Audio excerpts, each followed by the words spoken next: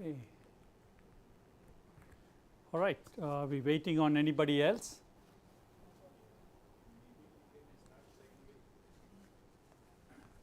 Because if there were people here who left since we didn't start on time.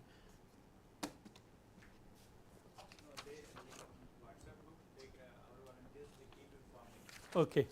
So I see 6, 7 people online. And this session is supposed to go on till 11 a.m.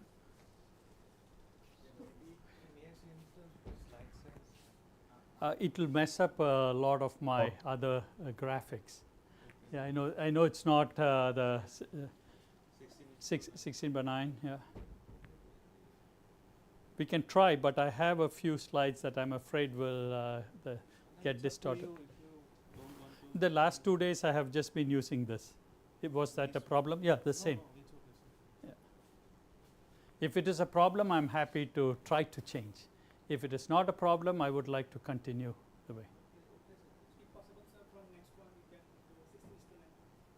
Okay, because I've already prepared all my slides. I will see if I can do it later between the sessions. Do you want to try 16 by 9? Let's try it. So maybe like all the text and figures will go here and there. Yeah. No.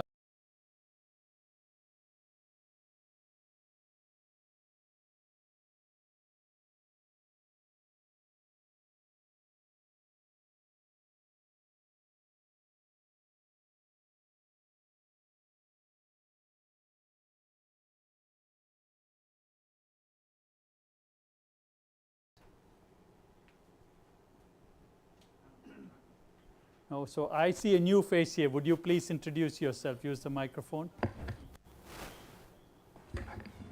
Hello, my name is Ritik. I was online until yesterday. Yeah. Okay, it's good to see you in person. आगे आ जाइए. Come on, come on. I'm sorry that we had a delay, longer than anticipated delay to get our session today started. We had anticipated around 9:30. We are 30 minutes behind schedule. But I will try to do my best in the next hour or so, address the topics that I have planned for this session. I may go a little more than 11 o'clock, but we have 11 to 11:30 break. So, and then we can reconvene again at 11:30. So, I will 15 minutes. So, maybe I will go up to 11:15. Does anybody have a problem with that, going up to 11:15? No. So, Ritvik, I'm going to have you sit with somebody. So, go to the back and join him. I don't want anyone sitting by themselves. All right. So, what the topic for today's this particular session, lecture 6, was overall leveraging emerging data systems as they relate to safety. What are technologies, and how do we tie them together? So, based on this, later on today we will work on one during the tutorial to tie elements of data that I shared with you an Excel file yesterday. We had 3 sheets in there, but I only made you work with 1 sheet. We will see how to link, you will see how to link the data in the multiple sheets. So, this is something I told you earlier, that I will show you a graphic that talks about what might be the outcomes or probability of survival if a motor vehicle strikes a pedestrian at various speeds. You may have seen different variations of this. At the top you have a motor vehicle at 30 kilometers an hour. If it strikes a pedestrian, there is a 90% chance of survival. In the middle, it is 50 kilometers an hour is the travel speed. Now, the probability of survival drops from 90 to 60. However, when you double the speed from 30 kilometers an hour to 60 kilometers an hour, the probability of survival drops from 90% to just 20%. So, this goes back to designing roads, posting the speed limits that are appropriate to the conditions there. Here's another way of looking at it, is by the type of vehicle that might impact a pedestrian. The probability of death is what is given, and I believe this is for a 30 kilometer an hour impact. So, the larger the vehicle, lower is the likelihood of survival, or higher is the probability of death. So, that is the other message from here.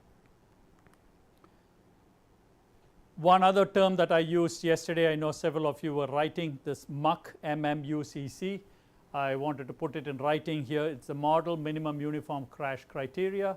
What it is, I described that to you yesterday, but I just wanted you to see it in writing what that is about. So, the question I have for you is, from a life cycle, transportation system decision making from a life cycle perspective. That is, life cycle is from conception, when somebody thinks of it, till you build it and you maintain it, you operate it, and you may have to rehabilitate it. So, from conception, inception, and maybe there are some facilities that you will get rid of, but most of our transport facilities go on and on if you properly maintain and update them as necessary. So, that is the system life cycle, but at every stage we need to take into account safety. Every step of the way. You can't sit by yourself, you know that, Shashi. So, every step, it is not that you introduce safety afterwards, right from the policy stage, even during maintenance. Maintenance, think about not the safety, you know the construction zones or work zones, safety. We think maybe mostly as users of the roadway, road users. Aage aa jaiye, akela mat baithna, first row. And so, think about the maintenance workers. Their safety is also important. These are some of the photos from the crash that I described to you yesterday, the sad thing. Every crash is sad. Why am I not advancing? So, safety, make safety personal. What we are trying to do is modify behaviors. This is a fairly busy chart. This shows, but you get the sense of it. These are pedestrian crashes in the Las Vegas metropolitan area. The distance from east to west, or I should use the pointer. The east to west distance is about 40 kilometers, north to south is about 55 kilometers. So, you get the sense, and the darker the shade means higher the concentration of pedestrian crashes. So, this just to show you that there are problems, but what I am getting at is the message is we need to make safety personal. What we are trying to do is bring about changes in behavior. These are the most difficult things for us to do. Changing human mind, human behavior is very challenging. So, what are sub elements of these?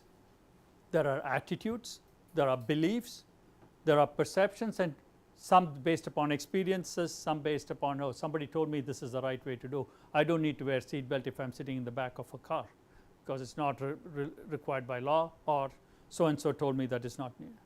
But we have to map that is what is reality, help people understand that. Only then will we be able to effect behavioral changes. So, this the next one. So, what we need is a value proposition. We need to make it, when I said safety is personal, what value does it bring to you, to you, to you, to you, to me, and to us as individuals and collectively?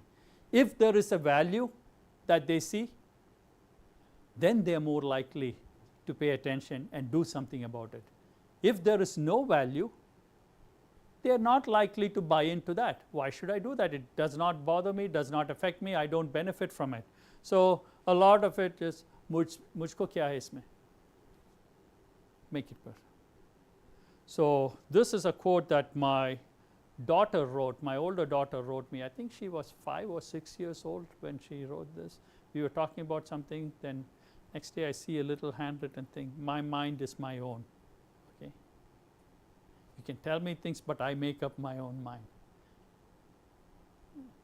I've carried that. And it is one of the most difficult things for us to change, the human mind or human behavior, human thinking.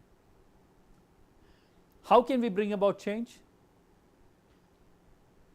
I could lecture to you today, tomorrow, next day, the whole year and say this is what is to do. Chances are that I may have a little bit of an impact, not more. But who else can help make the impact? Peer pressure, society. We talked about various groups, faith leaders yesterday, religious groups. They have a lot of things. But usually the peers have a tremendous amount of effect. And children on their grandparents, not necessarily children on their parents, children, grandparents, that's skip one generation, that seems to have a thing.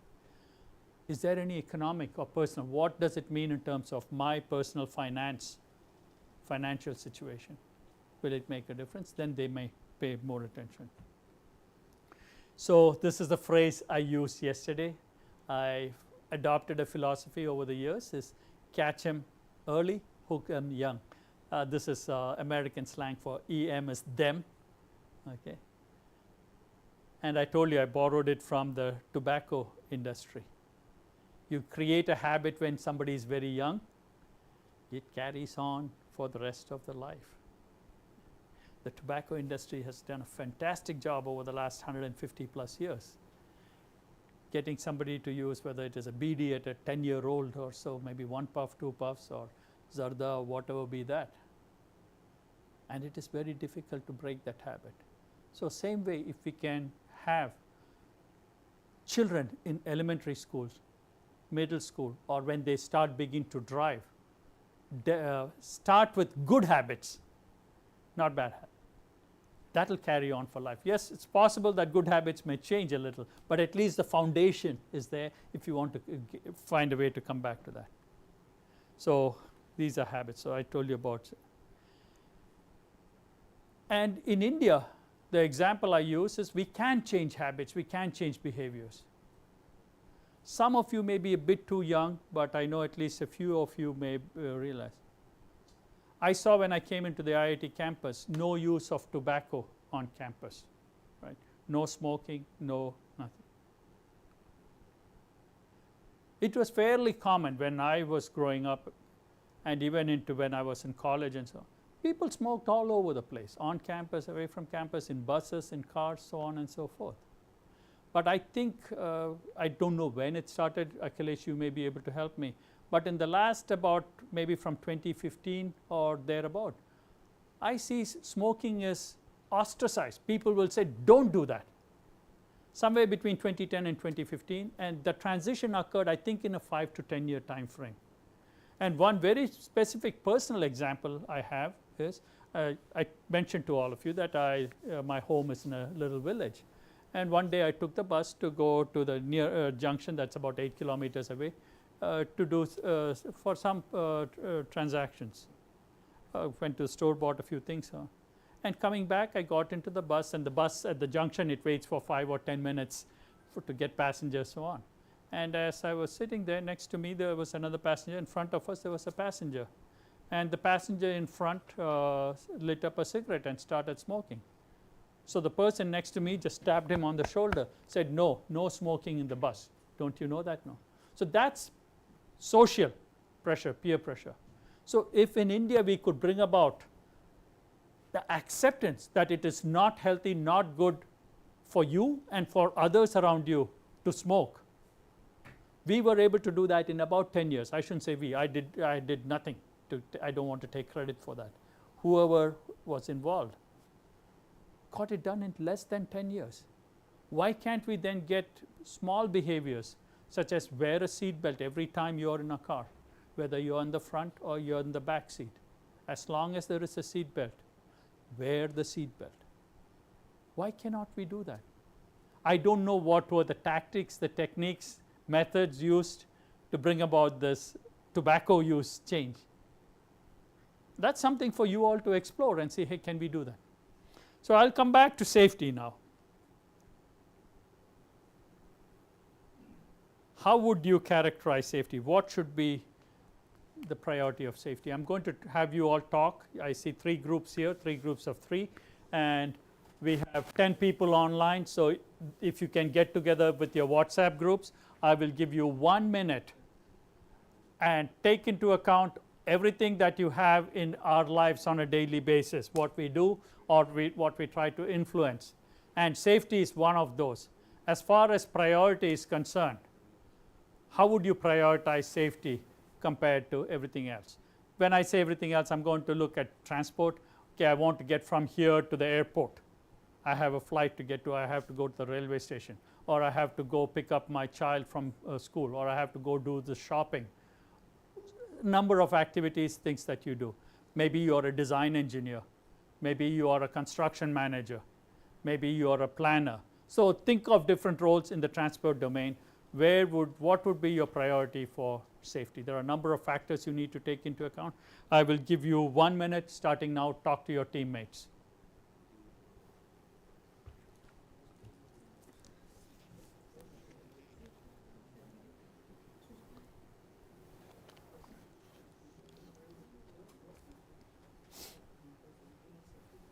Thank you.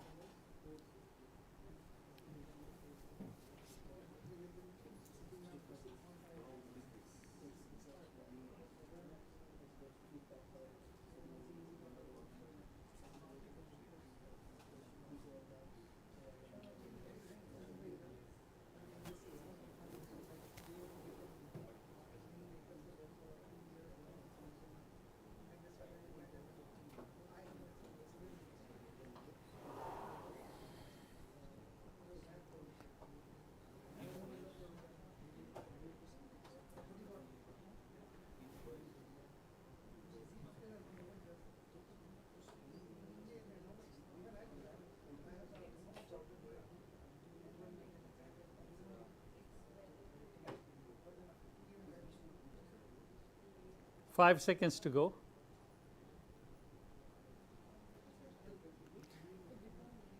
Okay, time. Time's up. Now stop talking. Until now you had a chance to talk. Okay, WhatsApp group 1, I just want you to, in 2 or 3 words, I don't want you to say my WhatsApp group did this, this, this, this. Just tell me, how do you prioritize safety? WhatsApp group 1.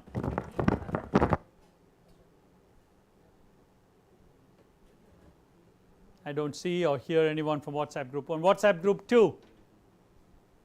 WhatsApp group. Yes, this is Ashwini Gupta from WhatsApp group 2.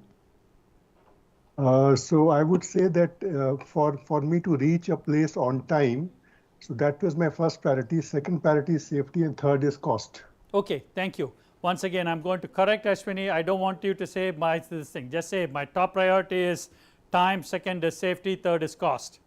Okay? So now here, the group on the far right, for my right. So yeah, Please identify yourself so that people online can know who's speaking. yeah, Shashi, right? So we are Shashi, Ashagri, and Ritik. For us, it was the continuity of the machines. Continuity of the machines? Yes. Expand on that. How would you, where does safety come in that as a priority? Don't take your vehicle for granted. Even Don't take your vehicle for granted. Okay. WhatsApp group 3. Sir, safety first, second time, and third is cost. Safety, time, and cost. Okay. The group in the back here. Introduce yourself and the team. So myself Daniel Dole with my team Ritesh and Isita. So in safety we have to think twice before any cause of actions. Suppose we are crossing any road sections, then we have to think twice before to think about twice about safety. Yes, okay, sir. but in terms of priority, Yes, with sir. the other factors we talked about. Sir, where would it's you also it's better to late to become late. Also one measures. better to be late. Ah. Okay. Yes. There is when I was in college, there were signs in terms of promoting safety on the college campus. It is better to be late than the late. Okay. All right, WhatsApp group 4.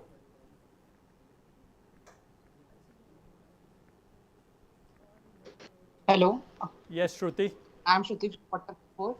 Our priority is also it's basically time. It should be safety, time, and other things, but normally it is time. Time is given more priority than safety at Okay. times. Thank you, Shruti. Who are your teammates? Pratyush, sir. Pratyush. I don't know anyone else. Okay, Pratyush. Okay, thank you. So the group up here in the classroom. Sir, my name is Rahul Narayan. I am with Sanatan Das and Riziru. Sir, if we talk about human behavior, so I can connect human behavior with our accountability. No, I just want you to tell me where safety is in your list of priorities. Yes, sir. Accountability.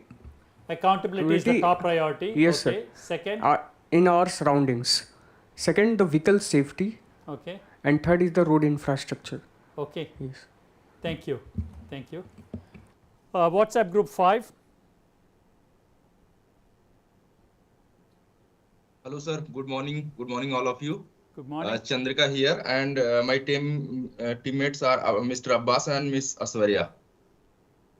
Okay. Yeah. So regarding the safety concern, safety is a personal, but sometimes other causes problem on the roads. But we always keep in mind everyone has equal right to commute on the road at the same time. So we must respect everyone's right while we are traveling on the roads.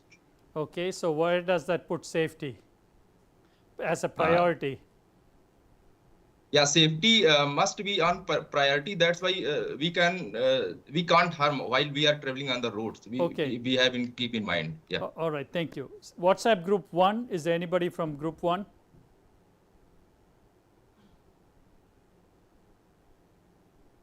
Yes, sir. Yes. Is this Tazim? Yes, Tazim. It was a question for me to pose yesterday. I was about to ask this. Among these two priorities, what should we do the priority?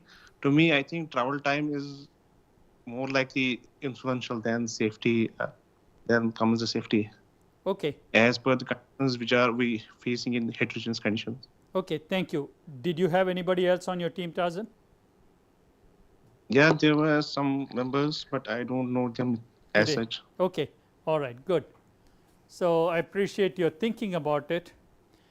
I mentioned earlier, I think it was yesterday or maybe the first day, when each of us sets out on a trip, we as individuals, or if we are traveling in a group, are setting out on that trip with the expectation that we will safely reach our destination. Nobody is setting out on a trip thinking that it's 80% chance that I will get there safely, or 90% or 99%. We are all 100. Our families, our companies, if you're traveling on work, or your employers, your friends, everybody, maybe you're going to visit somebody, they're expecting you to get there safely. So each of us individually and collectively expects safety. It's not a compromise, right? I'll get back to that. I should have pointed out, so this is a children's book, Fox in the Socks. Dr. Seuss is a very popular author of children's books. So you will see he comes up with books, very small books, maybe there are 8 pages, 10 pages, cardboard, which young children cannot tear it, okay, and rhyming words. So that's where Fox in the Socks and so on. I was just saying that to tie it to my daughter. Yeah. So now I want you to pay very, very close attention. I'm going to tell you that safety is not a priority in what I do. I'm repeating. Safety should not be a priority in what you do. What can you do with priorities? You can move them up, move them down. Safety must be a core value. A core value is something that you cannot take away. It is embedded like the fabric of the clothes that we wear.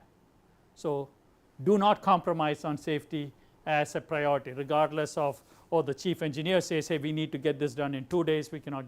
No, if it is going to compromise safety, whether the worker's safety, the traveler's safety, whosoever, you should not compromise on that. So don't look at safety as a priority, one of the variables or factors that you can rank up or down.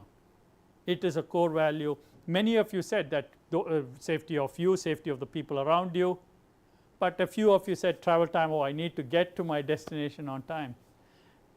There's a common thing that I hear about the traffic and people's attitude towards time in India. Everybody on the road is in a rush to get wherever it is, but no meeting starts on time. Even today's session here. If we are all in a rush to get there on time, then why are we not having activities start on time? I digress. So safety is a core value, it is not a priority.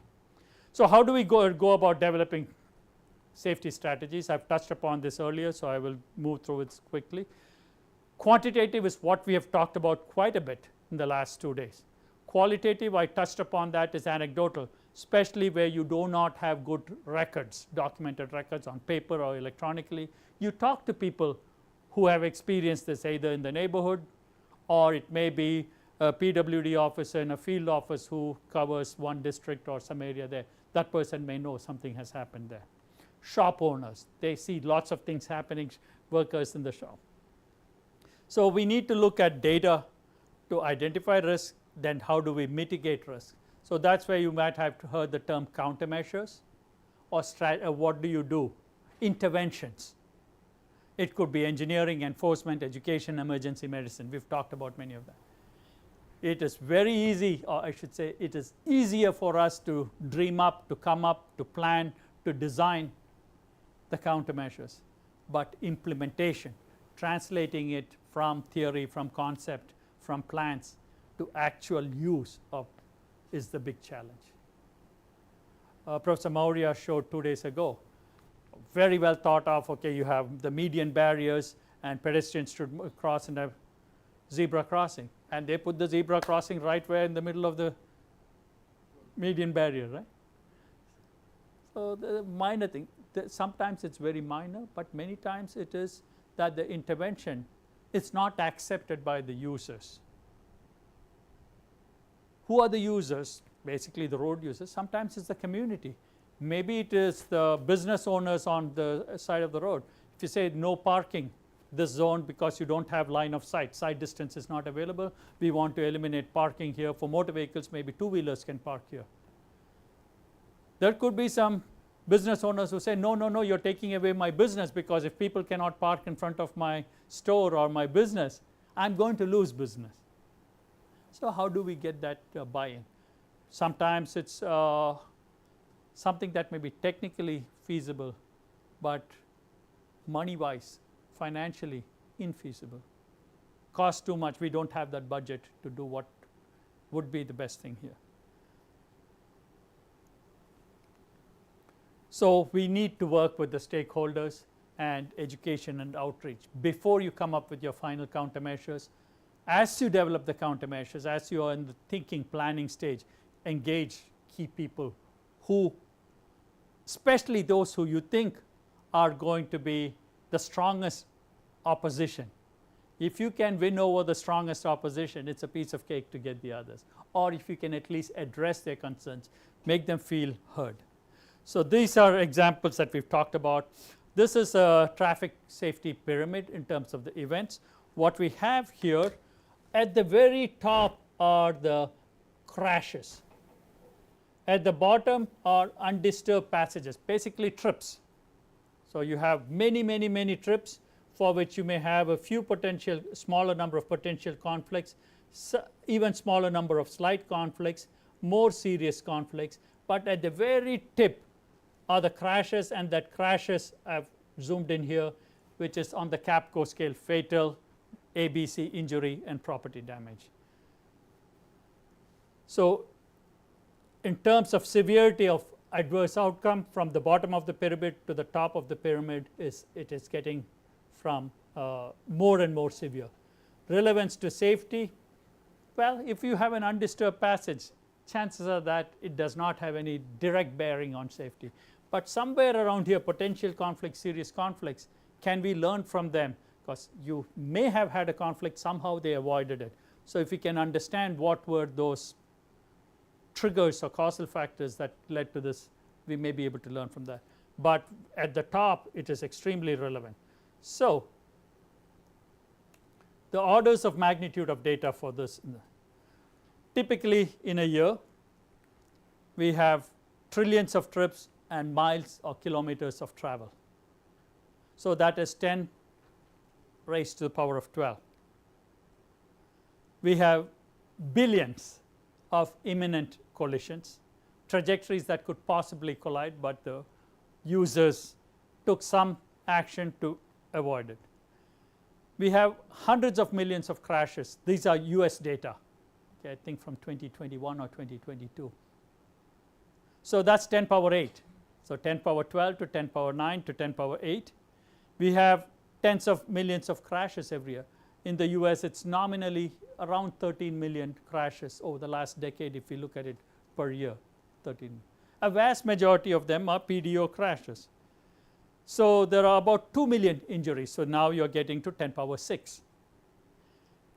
And remember I told you we have about 43,000 fatalities. So that is 10 power 4. So you can see the exponential. This is what I had told you in words. I just wanted to put it in numbers to give you a context, and that relates to the pyramid that we have here.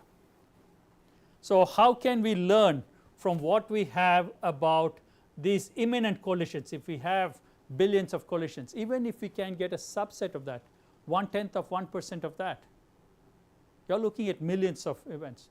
And with today's technologies where we can process gobs and gobs, lots and lots and lots of data very quickly, we can integrate data very quickly. We will talk more about that in the later today.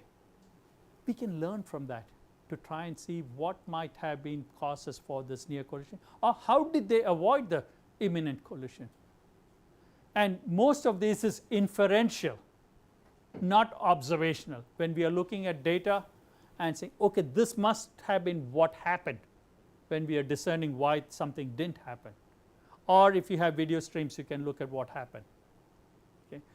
So you have the stated preference versus revealed preference theories in transport planning.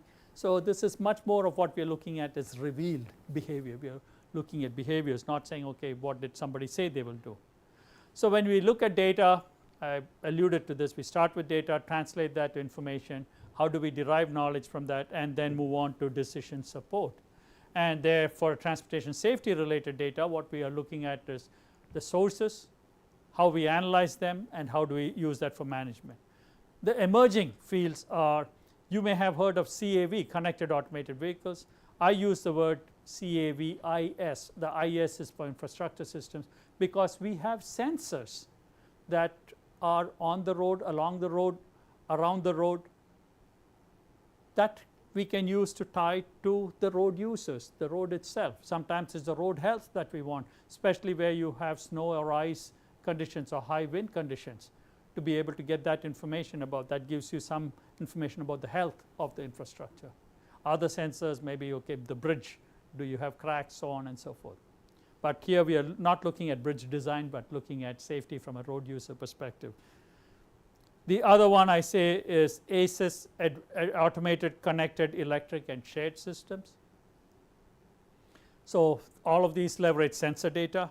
Here's an example of a sensor data video feed in the Las Vegas metro area. This is from one of the companies that we partner with. What you're looking at here is actually the trajectory of pedestrians, and in the US we drive on the other side of the road. So a right turn there is a free turn, like a left turn here is. But we are able to discern the projected trajectories, and what you see a lot of detail here that you cannot read. I just wanted to let you know. Key things that we are looking at is there a potential, based upon the speeds that we have observed, are these trajectories likely to collide? If they are to collide, we call time to collision, TTC. Or if it is a red light violation, we call it post encroachment, PET, post encroachment time. The signal turned to red at this time, but it was 2 seconds after the signal turned red that they went through. So we can discern such data from some of these emerging sensors, sensor systems. But these are huge. Just like we talked on the previous slide, the pyramid, you are now talking about billions and billions of records. How do you manage them? How do you leverage tools and techniques and technologies?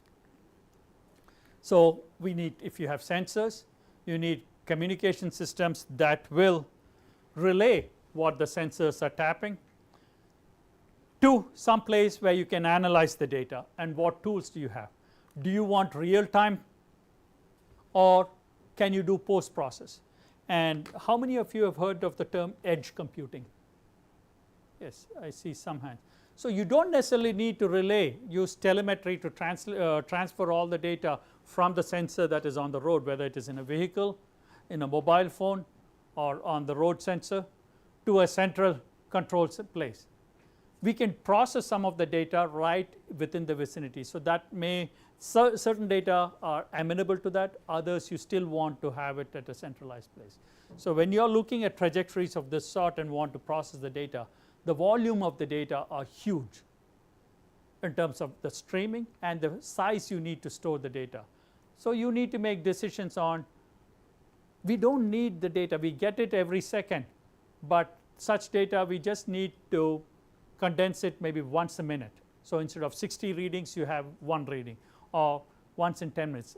I'm just using crude examples. Think about that, and if you have the ability to process, and maybe you store some of it locally if you want to retrieve it later, you're not sending it to it, and you write it over. If nothing happens for 1 hour, you can erase the old data, but if you wanted to reconstruct what something happened, you don't want to write it over. It could be on a 24-hour basis, 1 hour basis, 30-hour basis, 30-minute basis or so. The airplanes have 2 black boxes, they are actually orange boxes. Voice recording, what the cabin crew are speaking, the flight deck crew are speaking, and then you have another recorder that records a whole lot of information about the equipment performance. We have that on vehicles too now, okay, believe it or not. But on airplanes, because they cannot record this for a 5-hour flight, everything is going on, or now you have 17, 18-hour flights.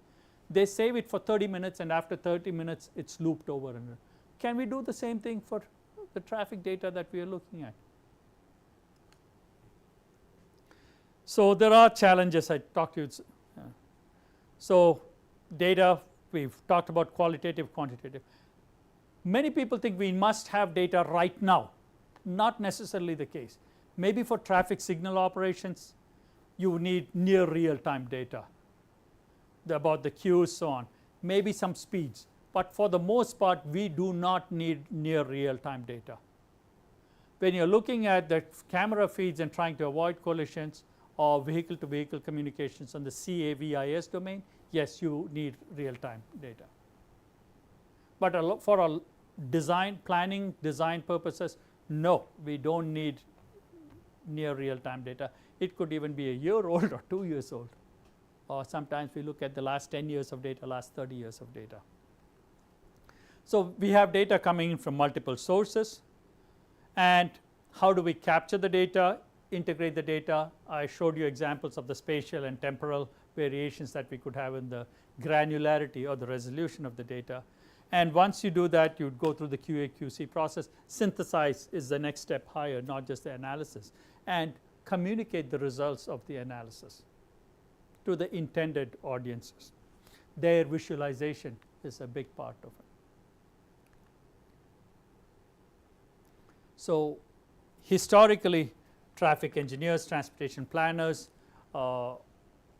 design engineers have all relied on very, very traditional sources to get these data, traditional methods to look at how to process the data, how to analyze the data, maybe sometimes correlate or link the data very little. There are non-traditional ways.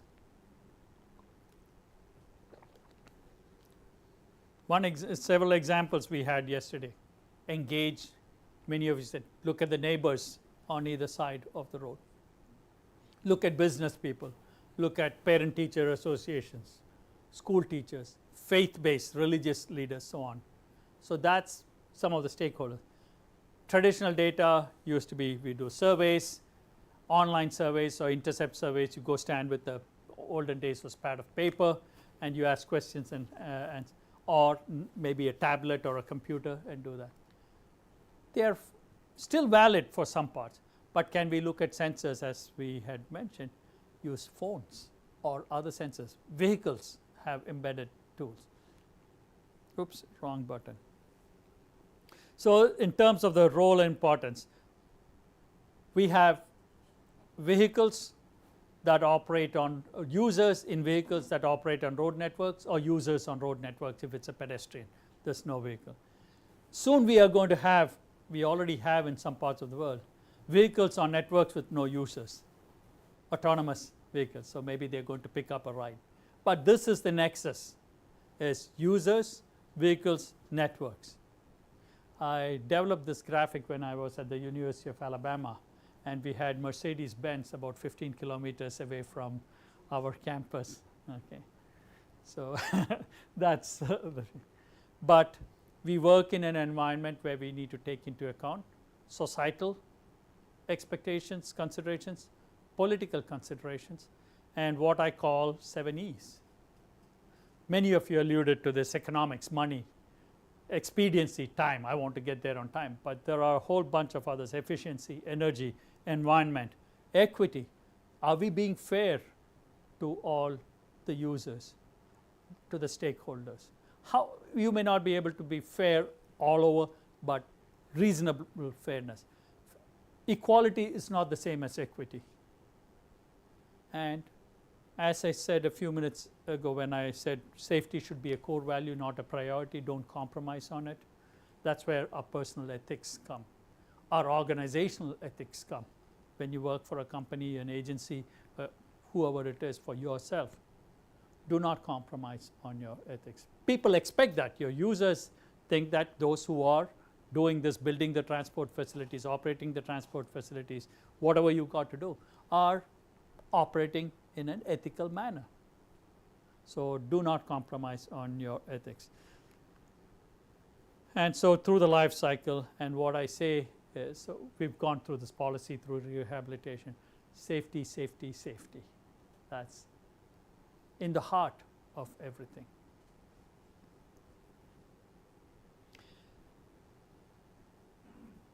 So, if you look at the evolution of data collection, it started with manual, then we had some automation. So, olden days, even if we wanted to get traffic counts, there was somebody sitting and counting the vehicles going, or turning movement counts. Even until recently, and I believe even now in many parts of the world, if you want turning movement counts, there is somebody sitting at a corner of the street with a board with left, right, through counter. You keep pushing the buttons.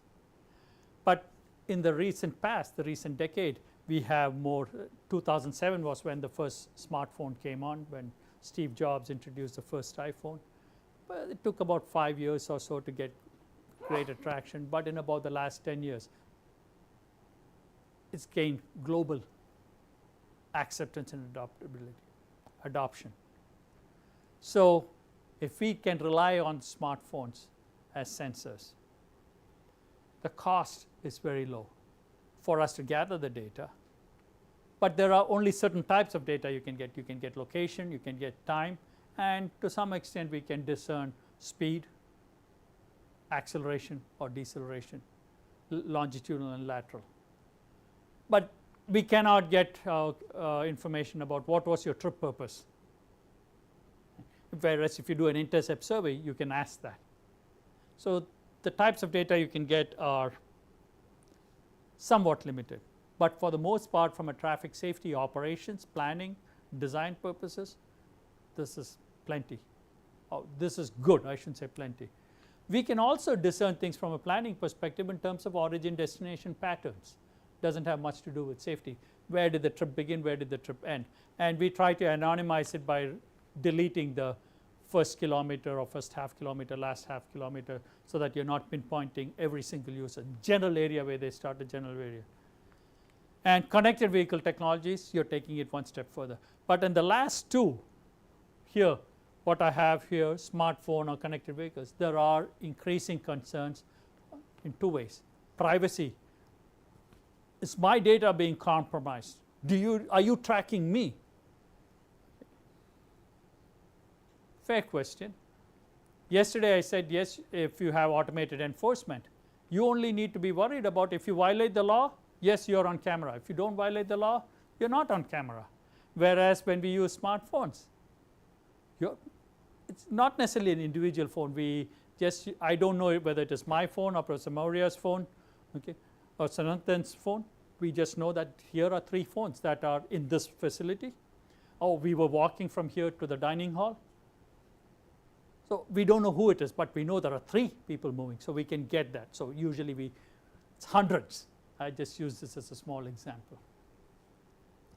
So this is a classic old photograph from the 1930s in Europe, where you have dozens of people doing intercept surveys. Maybe I don't know where the location is, somebody was stopped, or there are government agencies who have the authority to stop traffic to do this. Most road users don't want to be stopped. As many of you said, you want to get from your origin to your destination as quickly as possible. So maybe when somebody's stuck in traffic, that's it. So we've come a long way from there, folks. So what are the data elements that we are interested in? The physical infrastructure, the vehicle characteristics, user characteristics, and the interaction between users, vehicles, and infrastructure systems. That's where the safety comes in, not necessarily any one of these individually. How do we interact? So the graphic that I have up top here is again from one of the traffic intersections. It's Flamingo Road, Maryland Parkway. This is less than half a kilometer from my office. Okay. And you can see this is a city street. You have multiple lanes. You have 2 left turn lanes, 3 through lanes, 1 right turn lane. So this is a city street. It's very busy. And if you keep track of planning, ADT, the average daily traffic here, is something in the order of 55,000 to 60,000 vehicles. So in our urban streets, we have between 30,000 and 70,000 ADT. On many interstate highways in the US, once you move away from the urbanized areas, your ADT is only somewhere in the 20,000 to 30,000, or maybe even lower. Okay. So I just wanted to show you how wide the intersections are, but now we have cameras on all approaches. So they use, this is used from what is called a freeway and arterial system of transportation. They're using this for traffic control to try and see where do you have queues, backups, and do you want to change the traffic signal timing pattern. They don't do it like the police here, stand at a corner and change it, right? It is all centrally controlled. There are over 1,500 traffic signals in the Las Vegas metro area. And there are timing patterns and sensor-based patterns. What they do is, if there is an incident or something that caused a disruption to the travel pattern, then they can take control of one intersection or a series of intersections. And we have many what we call special events, large events in stadia that have seating capacities between 20,000 and 65,000. So when you have people coming in either for a football game, let us say, or how many of you have heard of a singer by name Beyonce? Is there anybody who has heard? She's a pop. So she comes and performs in last, people of that ilk. Okay. So you have 65, 70,000 people coming into the show. They're all coming in at in a narrow time, maybe over an hour. When they're leaving in 15 minutes to 30 minutes. They all went again. Those are times when such centralized data. But what else are we getting from our perspective? The camera by itself is not doing the counts, but with today's computer vision tools and techniques, we can get counts of vehicles. You're talking about speeds and trajectories of vehicles, Daniel, yesterday. So we can get the type of vehicles, type of users, pedestrians, bicyclists, but we have to develop the tools. So there are many computer scientists who are developing these tools. So the purpose of the camera was initially for traffic signal control and operations, but we can extract data. You're about to say something, Daniel? Yes, sir. Yesterday, actually, I discussed about travel time, actually. That was actually, sir, based on API, actually. Based on API, yeah. Google APIs. And you were also trying to figure out if it is a bus versus a car, right? Yes, sir. Actually, types of vehicle we can input on that code. Based on that, we can collect. Yeah. Okay, so that's what we are trying to do. So the intended original purpose was something else. Now how do we engineer that to get data that is useful to us? So other data elements, I'm going to go quickly over these because I've already touched upon it. The key is how do you tie these together. The driver's licenses, vehicle registration, vehicle insurance, And law enforcement, we talked about repeat violators, warnings, citations or challans, and information that we give to the officers or for officers about the travelers, who is in the motor vehicle. And one of the groups that I worked with when I was at the University of Alabama, they also provided the police officer, the law enforcement officer, when they look at the driver's license, they scan the driver's license or swipe the driver's license, tap into the social networks of this person or the social history. Does this person have other criminal records, not just traffic violations? In the US, it is not uncommon for state laws or local laws to permit an individual to carry a firearm, weapon, gun. Okay. So for the police officer's safety, it is important to know, okay, I stop somebody, this first time offender doesn't have anything, maybe it's an okay. Whereas they stop somebody else, and when they look at the profile, this person has several other violent things, or this person has in the social network others who have criminal history, then the police officer calls for a backup, saying, hey, rather than just continuing the interaction, have somebody else for support. So that's an extreme case of data mining, so to say. And here is the old form of the crash report. But yesterday I shared with you the problem, the one that you worked has a subset of the fields. That comes from the muck, the fields. So olden times it would be all recorded on paper. We converted a lot of that onto electronic, but nowadays most of the agencies, there are companies that provide software. It's click or drop down menus and you identify. So you minimize the time required for data entry, you minimize the potential for errors in data entry. And so adjudications, what happens when a challan is written, how do the judges, the prosecuting attorneys, defense attorneys work. EMS, a few of you worked on the problem yesterday. When did the event occur? When was it notified? How much time did it take for the responder to get there? So I don't have to harp on that. But there are other things after that first response. What happened to the patient, the person who was injured during in the trauma in the hospital, and were they there for a few hours, a few days, weeks, and what happened after that? And there are costs from the health insurance, healthcare costs. Here are, thanks to Professor Maurya, he sent me a few things. These are examples of challans that he shared with me. This is from the one on the right is from Haryana, and the one on the left is from Himachal Pradesh. This is just one page. Look at the amount of data that I gathered here versus what I showed on the previous one versus what you worked with yesterday. So I think there is room for improvement here in terms of the depth. And then the people will ask, the police will ask, it's taking me so much time, why do you need all of this data? We need to inform them, educate them that, okay, there are not necessarily for you, maybe there are other things that pertain to the infrastructure, to the operations, ultimately on safety. And here are two examples of FIR. One example, it's a 2-page document that it is from here Guwahati that Professor Maurya shared with me. Once again, the level of depth is limited. In 2 pages, you can see there are probably about 15 questions, 16 fields. And later on, I'll show you the FARS data, the second data set for a fatal accident reporting system, the depth of fields that we have. So come on.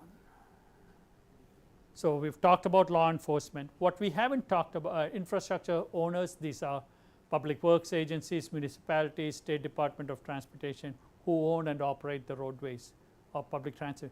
They have sensors, they have other ways to gather data. It may be just how many lanes do you have, where do you have a stop sign, where do you have a traffic control sign, where do you have median barriers, and Professor Maurya showed several examples of things that are good, things that are not good.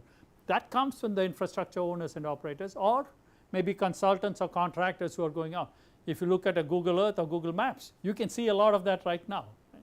So that's the change from the old legacy systems to what are emerging. OEMs, original equipment manufacturers. So today's motor vehicle has so much instrumentation in it, so many sensors. Every month, so many manufacturers, especially of vehicles that have been sold, newly manufactured since 2013, 2014, have so much data. They send you every month your odometer reading, tachometer is this much, you have driven so many kilometers since your last oil change, here are your tire pressures, just simple. Same way they maintain a lot more. Can we get that? And there is a OBD port, onboard diagnostics port, in most newer vehicles, which if needed a police officer with appropriate authority can read off data from. This has a lot of information in terms of the speed profile, acceleration profile, deceleration profile, so on.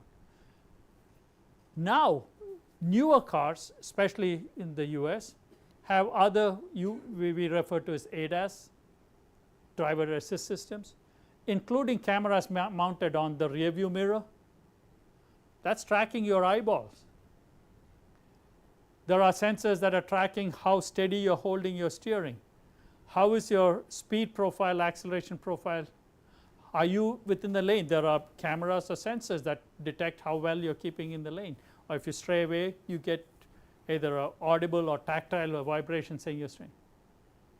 They're gathering this, they're using this for their analysis, and sometimes if you subscribe, you can get feedback. Can we look at partnerships with such companies to do? Eyeball tracking and the others are especially on long distance drives, and if the computers in the vehicle detect that you are not as steady, time for a coffee break. It shows up a simple sign there. Why can't we do this for other safety related things? Yes, the intent is to improve safety, but how can we collaborate with it? Tire pressures being off is itself an issue for safety in many ways, especially if you have poor pavement conditions or adverse pavement conditions. And from the pavement tire interactions, we can discern a lot more about what's happening on the roadway. Friction, skidding, roadway conditions, rut, and so from a pavement design, not necessarily from safety, but there are some of those things that affect safety too. Bicyclists, this is a very, I don't know in India, Professor Maurya, you may have information, I don't know, but in the United States, there are many people who bicycle on a daily basis to commute, or they do this for recreational purposes. They ride for recreation 30, 40, 50 kilometers, but commute is maybe from 1 kilometer to 5 to 10 kilometers. They have little apps that they put on their phone that tracks their path, they tracks their speed, acceleration. It also tracks how much of displacement do you have in the vertical. There are accelerometers in your phone, and they share this with broadly other. And then if there are incident safety issues, they log it right there. So bicyclists then provide information to the planners, to the engineers, to the operators, saying, hey, we are seeing some issues in this. Are there apps like that in India? We have apps like where people use to track, but not from this displacement. Mostly it is like how much you travel. Yeah. Like what path. Basically, you consider. So all those information that apps generally consider, like so maybe you can see that travel like path, travel speed. Yeah, travel is speed. So in a way, like it's like it track your habit. Okay. Not from engineering perspective. Yeah, and they use it for marketing too. As you're riding, okay, there's a Starbucks here. Do you want to stop? Or here's a sandwich store. Or here's so on and so forth. Okay, but same thing for beyond bicyclists. There's another group of advocates, wheelchair-bound users. They mount that on the either in their own thing when they are sitting or on the seat, and that measure gives you so much detail about the condition.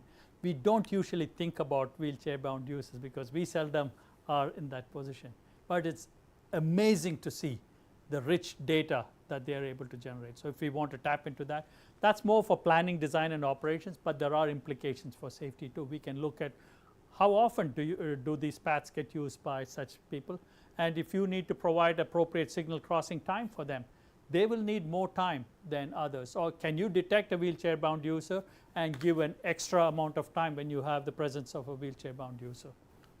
So cameras give them. And we talked about privacy. So this is a screenshot of one of the Uber rides that I took. After the ride, I get a message on my app saying, here's the receipt. This is where your trip started, exact location, address. This is where your trip ended. You paid for this with the credit card that ends with 8796. So this is the amount, and the whole thing. Everybody has this. Why are we so concerned about privacy? And Uber is using this so much. So in the United States and in the West, there's a much greater concern about privacy, but I think people are giving away a lot more about themselves. Whenever you use, here you have your automatic payment with your mobile phone. So you're giving away your location when you do that UPI, where you were, at what time you were. When I use my credit card, the credit card companies are tracking that. So when I use my credit card here, I got a message saying that, is this a fraudulent thing? You don't use your credit card in Guwahati in India. We see such a thing. Within seconds, I get that message. So I do not personally feel that this concern about privacy is as deeply, as sound as people make it to be. Then safety and risk. Insurance companies have a ton of data when people file claims, when, where, what, and they do lots of investigations, way more than we do as engineers. Can we look at economic, and is there a concept of credit scores here in India now? Yes. For you to get a loan, so on. Yeah, that is called CIBIL score, CIBIL. Okay. So, yeah. And so those are great indicators. There's a study that was done about 10 years ago. I had a small part in it related. The average credit scores, the mean, median, and the percentiles, deciles, are very good indicators of potential safety, adverse safety outcomes. People with poorer credit scores, or areas that have populations with lower credit scores, tend to have higher adverse safety outcomes. Just think about it as behavioral. If you're not a good person in terms of managing your own credit, chances are you're going to take risks in the transport field too. There are correlations. I don't say it is causal. The study shows some correlations between that. Insurance agencies use that. So if you live in this PIN code, your insurance premium is different from if you live in a different PIN code. These are all sources of data that we don't think about. That's what I started early on saying, what are non-traditional sources of data? We may use it for different purposes, for planning, for design, for operations, but a lot of that has a bearing on safety and legal. So from a mechanical perspective, there are lots and lots of vehicle related ones. I'm running a little short on time, but I'll keep going. Akhilesh, I may need more than 11:15, but let me see. So we talked about KBIS and ACES. So now I added two more S's, shared and safe systems. Yeah, this maybe we can break for break and then come back. Then come back and continue. Yeah, because I'll next find lecture a, is yeah, I'll find a place to stop. Yeah. So here we have sensor systems. How do we pull together the data? Or if the chai is already there, I don't want to go too long. Mobile phones and data aggregators. So other than government agencies or transport academicians, researchers, there are lots and lots of companies that aggregate data from third-party sources. They don't own the sensors, they don't own the infrastructure, but they tap into the data to come up with this. So here's another photo of the same. I will stop here. Let's take a break till 11:20. That's about 12 minutes, and we can resume there, and then in about 10 minutes I should be able to finish after that. So those online, we are going to take a break until 11:20. My watch says it is 11:07 now, 11:08.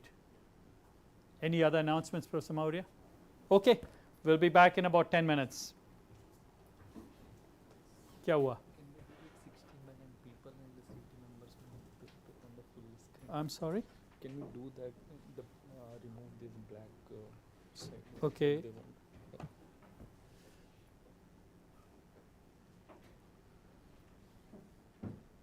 Okay. Slide setting.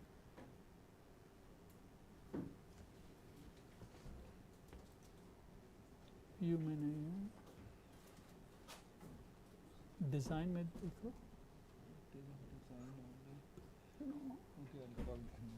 Yeah. They want to change the setting.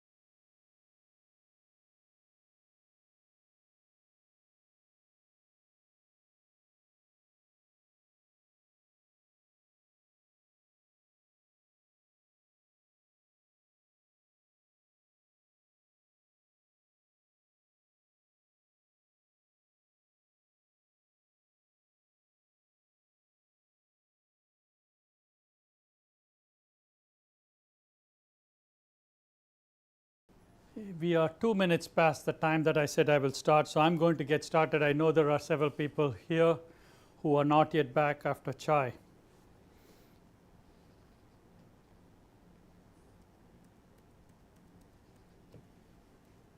Let me go to the right. So there was no chai for us. Self-service.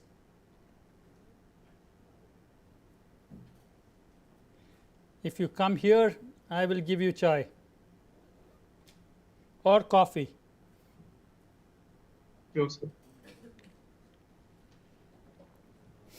All right, so because we have one more lecture before lunch, I want to continue with the discussions here. Are you able to hear me okay online? Yes, we can. Yes, sir. Yes, sir. Thank you for the confirmation.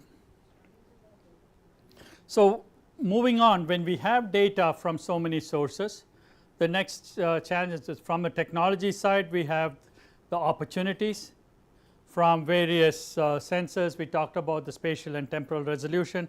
How do you capture it? How do you integrate it? And telemetry, you're communicating it from the sensor to where you need to process it. Now, from an efficiency perspective, each of us has a personal goal. What we want is efficient, like several people said. I want to get to my destination as quickly as possible.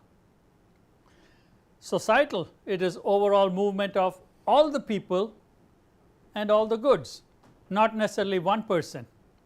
Maybe if you are the chief minister, governor or prime minister, you have all the roads closed and you can travel at a speed that you want. If you, those of you who are familiar with the highway capacity, speed, flow, density curves, at low speeds, at high speeds you have very low volume, right. Flow is a product of speed and density. So, when the speed is very high, density is close to 0. So, each of us wants to travel as fast as we want, but what happens to the roadway? The capacity is very, very close to 0, the flow is 0.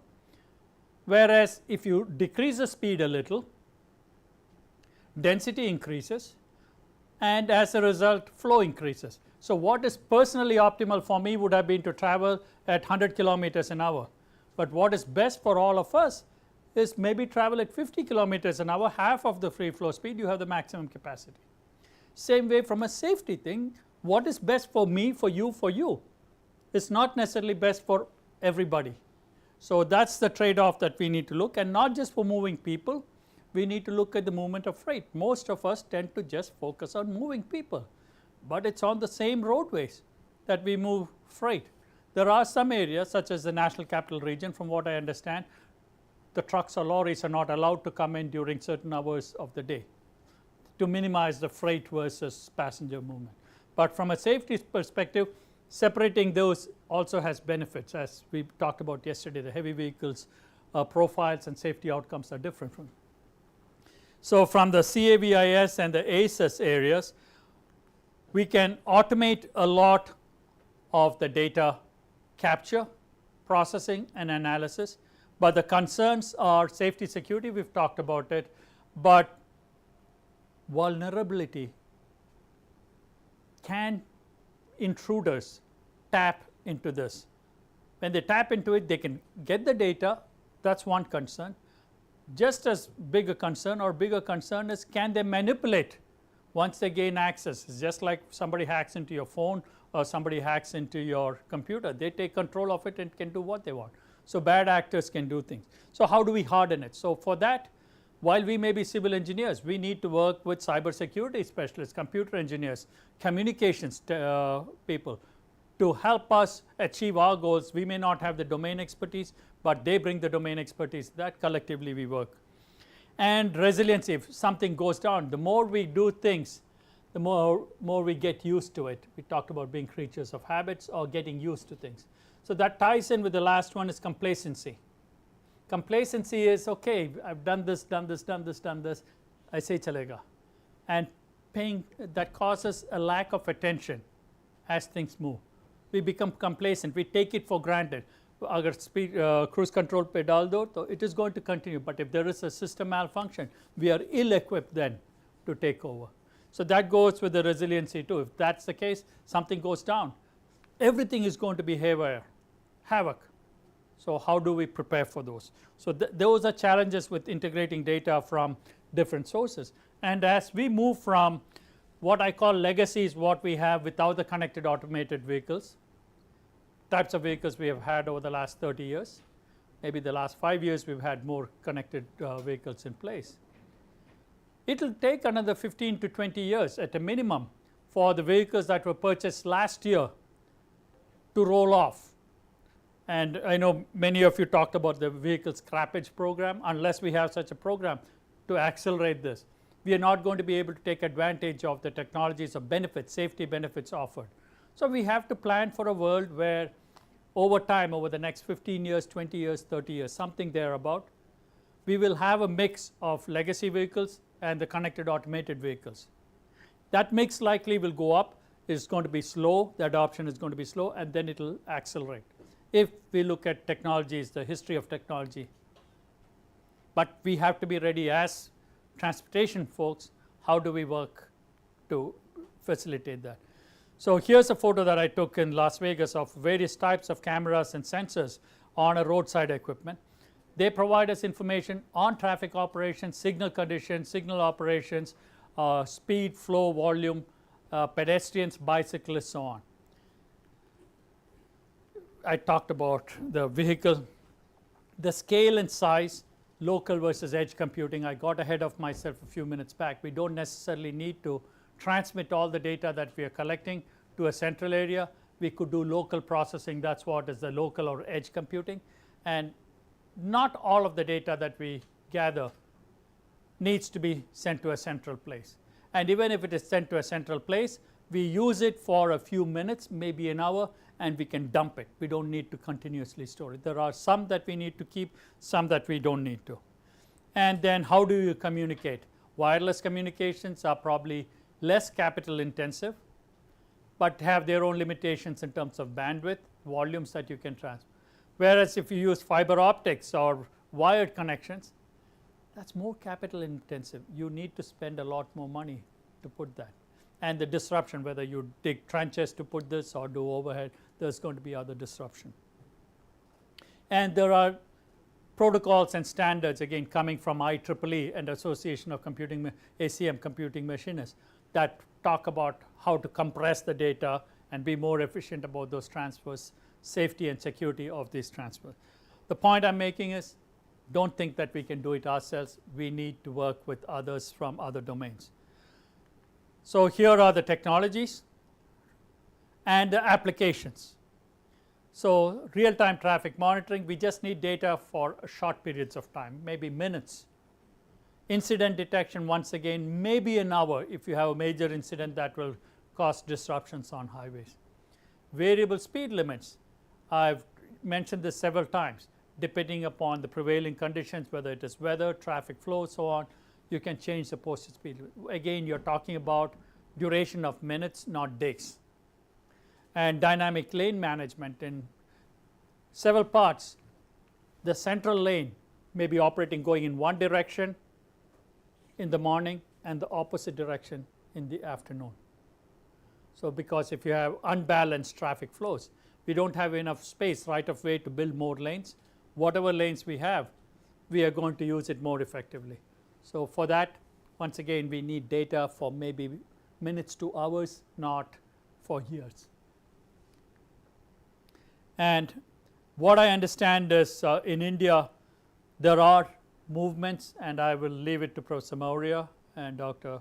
Bharadwaj to talk about more of these. But there is movement in this domain, and I have participated in several events over the last 4 or 5 years that lead me to believe that it is rapidly gaining traction or adoption, but it is expensive. And it more or less a lot of the tools and sensors are being deployed either on this high speed expressways, limited access, or by companies that own a fleet of trucks who want to manage their freight operations, and to a limited extent on public transit facilities. Yeah, I have talked about this. I will just let you read it for a few seconds. Just examples of where these are used. So, the driver's license is an official record. It has a whole bunch of information, but the key that we need is what I have in red, that is the unique ID number. That is what we are going to use to connect to look at repeat offenders, repeat violators. Other information is relevant, for example, their address or their PIN code of residence if you are trying to look at safety with respect to where they live or where they work. But one key thing is the driver's license number, which is unique to every individual. But it may be a combination of a state and the driver's license number. Maybe the same number is repeated in another state, but there is a way to uniquely identify everyone.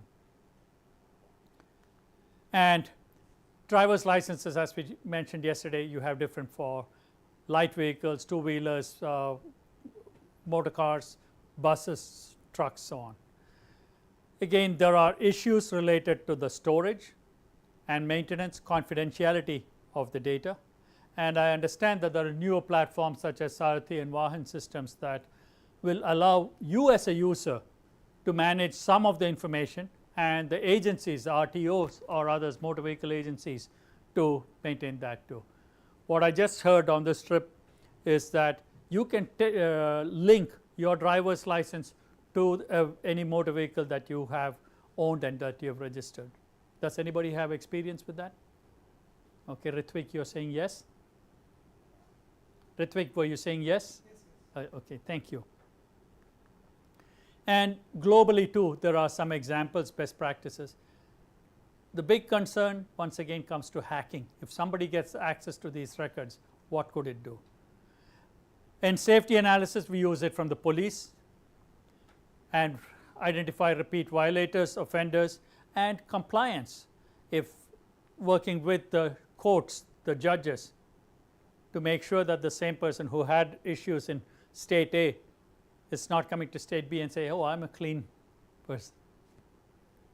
And then we can identify high risk groups and whether provide incentives to improve their behavior or punitive. Punitive is typically insurance agencies use that. If you have more and more violations, we are going to increase the premium that you have to pay. And after a certain point, some companies say, no, I am not going to insure you because you are a higher risk than we can bear. And road safety campaigns, if we have issues in certain areas, certain communities, certain types of users, you all talked about auto rickshaw drivers, taxi drivers, so on and so forth. Is that a group, and based upon the driver's licenses we can tie them together? How do we interact with them, work with them? And here the electronic driver's license tied to electronic challans or citations will help us near real time. I hesitate to use real time because there is always some delay. It may be minutes, it may be hours, but probably within a day. If you have this challan system, e-challans is what I understand, and this electronic driver's licenses, we can tie a lot of these things together in near real time. It will facilitate not only intrastate, let us say within Assam, within Nagaland, within West Bengal, within Uttar Pradesh, but across states. But for that we need more of a centralized coordination, not just within the state, within the districts, but go beyond that.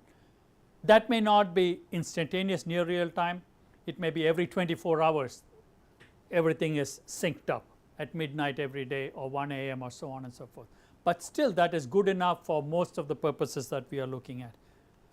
There's other criminal things where you may have somebody who is a violent offender who is walking around with a gun. Then you want to know it by the minute. Was that person in district A, moved to district B, going to another state? But for our traffic safety, we don't need it by the minute.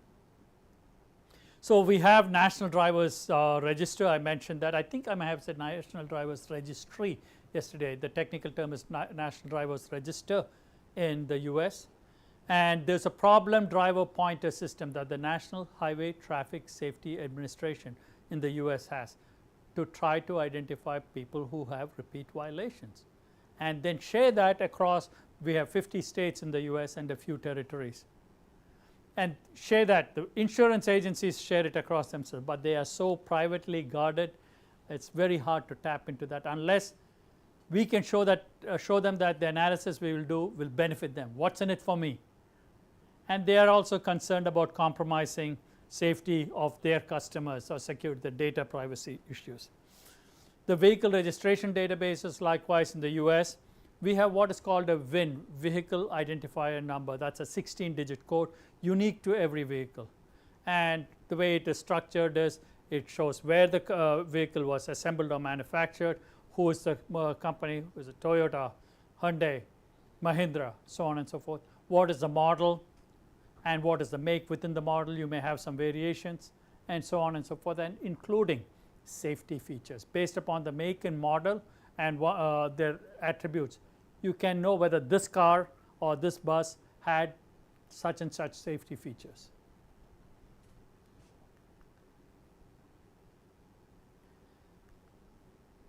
So here are several applications. Once again, we are looking at emerging tools and technologies such as data mining, data integration, artificial intelligence applications to try to transform what we are getting as data to information to knowledge to actionable decision thing. What used to take months or years, I think we can do it in minutes or days if we have the right set of linkages and get the right set of data. So mobile phone, we've talked quite a bit about this. I jumped ahead, and there are plenty of examples. Of what I want to look at is B, the examples. There are rules and regulations, laws and regulations aimed to protect the privacy of the users. Many of us, when we buy a phone or we activate a phone, there's a lot of legal thing. Do you accept? Do you accept? I don't know how many people, maybe less than 1/10 of 1% of the population actually reads through all of that. Companies, if organization buys a cell phone and gives it to their employees, I suspect that they have some legal team that is looking at all of that and saying you should do this or you should not do this. But most of us do not pay close enough attention, and we are unwittingly saying, okay, we are sharing our data, willing to share our data with you. But in the European Union, they have more stringent protections saying that people need to opt in, as opposed to default is you're in, and then if you don't want to be a part of it, you opt out. So the counter, we should use the counter thing is, you're not in anything, but if you want to participate, you have to say, yes, I want to participate. That's a shift in mindset of how we go about doing things. And I believe the Indian Ministry of IT is looking along similar lines. I don't have first-hand information. This is what Sushma, my student, was able to find when she was helping me put these together. So connected vehicle technologies, there are many. Speed, location, time, speed, acceleration, and a whole bunch of data related to the vehicle performance. We talked about sudden braking, lateral, longitudinal. There are cameras, and I believe in India, many people have their own cameras that they mount either on their helmets in the car, just to say somebody accuses them of being involved in a crash, saying you are responsible, to show documentary evidence that. So that's aftermarket, but there are vehicles that have these camera systems that are just built in for the safety and security of them. But they also continuously record, and you could in 1,500 intersections. A vast majority of them have cameras. How do we get data? The biggest concerns, what I wanted to look at is who has access to the data, at what level of access, what level of detail, and when. Some people may have only access for the 2 minutes or 3 minutes that they're operating the traffic signal. Others may need it for a longer period of time. Once again, these are driven by cost concerns. Legal, in the US, the legal concerns are huge. If you break the law wittingly or unwittingly, or as an employee of an organization, did something that somebody else challenges, a user, a citizen says, you gave away or you took my license plate information and my photo, you shouldn't have done that. You can be charged in a court of law and could lead to civil penalties. I don't, unless it is something intentional, there are no criminal penalties. So we've talked about why we need to tie data together over the last day and a half. So the overcoming barriers is lack of compatibility of data, compatibility on a spatial scale, on a temporal scale. One data stream is coming in every second, another data stream is coming in every 5 minutes. How do you piece it together? Unless you have, whether you have an API that you write to say, okay, I'm going to aggregate it and take the mean, or I'm going to take the median, or I'm going to take some statistical measure of that, what I get every second, so that I can map it with the 5 minutes. So those are some of the things. Privacy concerns, lack of coordination. Okay, I'm going to report my day is from 8 a.m. to 7:59 a.m. next day. So every day thing that I'm reporting is a. His company says no, I want it from 12 noon to 11:59 a.m. Your company says no, it should be midnight to 11:59 p.m. So the definition of a day, each of us has 24 hours of data, but the definition changes, right? So we need to make sure that we are coordinated. I'm using a very crude, simple example to illustrate it, but it gets more complicated. How do we improve the data quality? How do we enhance the analysis? One is to verify the quality, but to speed up the analysis. When we are getting much more volumes of data, we can't wait 1 year, 2 years, 3 years to analyze the data. Can we do it in minutes or hours? So that's where the computing tools and technologies, and determining what data you need for your actual analysis. Just because I get every second or every minute, I don't need to do that. I can aggregate it per hour, so that reduces the complexity, the volume of the data. And safety. It's a core value, right? Not a priority. I repeat, safety should not be a priority, it should be a core value. And look at how do you leverage data from multiple sources. These are what I know of now. There will be new data sources that come. Be ready to adopt or adapt them as necessary. Be sure that you are informed about emerging technologies, advancements in hardware, software, communications. You don't have to be an expert, but just know that there's something's happening. Be intelligent enough to have a meaningful conversation, engage the right experts to help you do those analysis. Teamwork and communication. So none of us can do much individually, but joining with each other, the same disciplines, or joining across disciplines, we can make much bigger differences. And I want to say, click it every trip, every position, before you start the engine to after you start stop the engine. I went over quite a bit more than what I had anticipated. Let's see, where's Professor Maurya? Can one of you look for Professor Maurya? I have one question. Yes, Ritvik. Sir, how to make this seatbelt be a default for back seaters? Because that's becoming a. I mean, why should I wear it on the back seat? Why should you wear it on the back seat? I know you did explain about the projectile and all that, but I can't explain it to my near and dear ones. Okay. It'll look funny, right? Look for a few of these video clips. Have that on your phone. Just show it to them. And for most people's rational discussions may not cut it, saying here are data, here's a scientific analysis, so on and so forth. So the rational discussions will not necessarily say. Then you've got to go emotional. What will tug at their hearts? What will make a difference? Or point to examples that you know of from your community, from your neighborhoods, where such sad events have occurred, which could have been prevented had the occupants been wearing seatbelts. Other than that, it's very hard to bring about a change.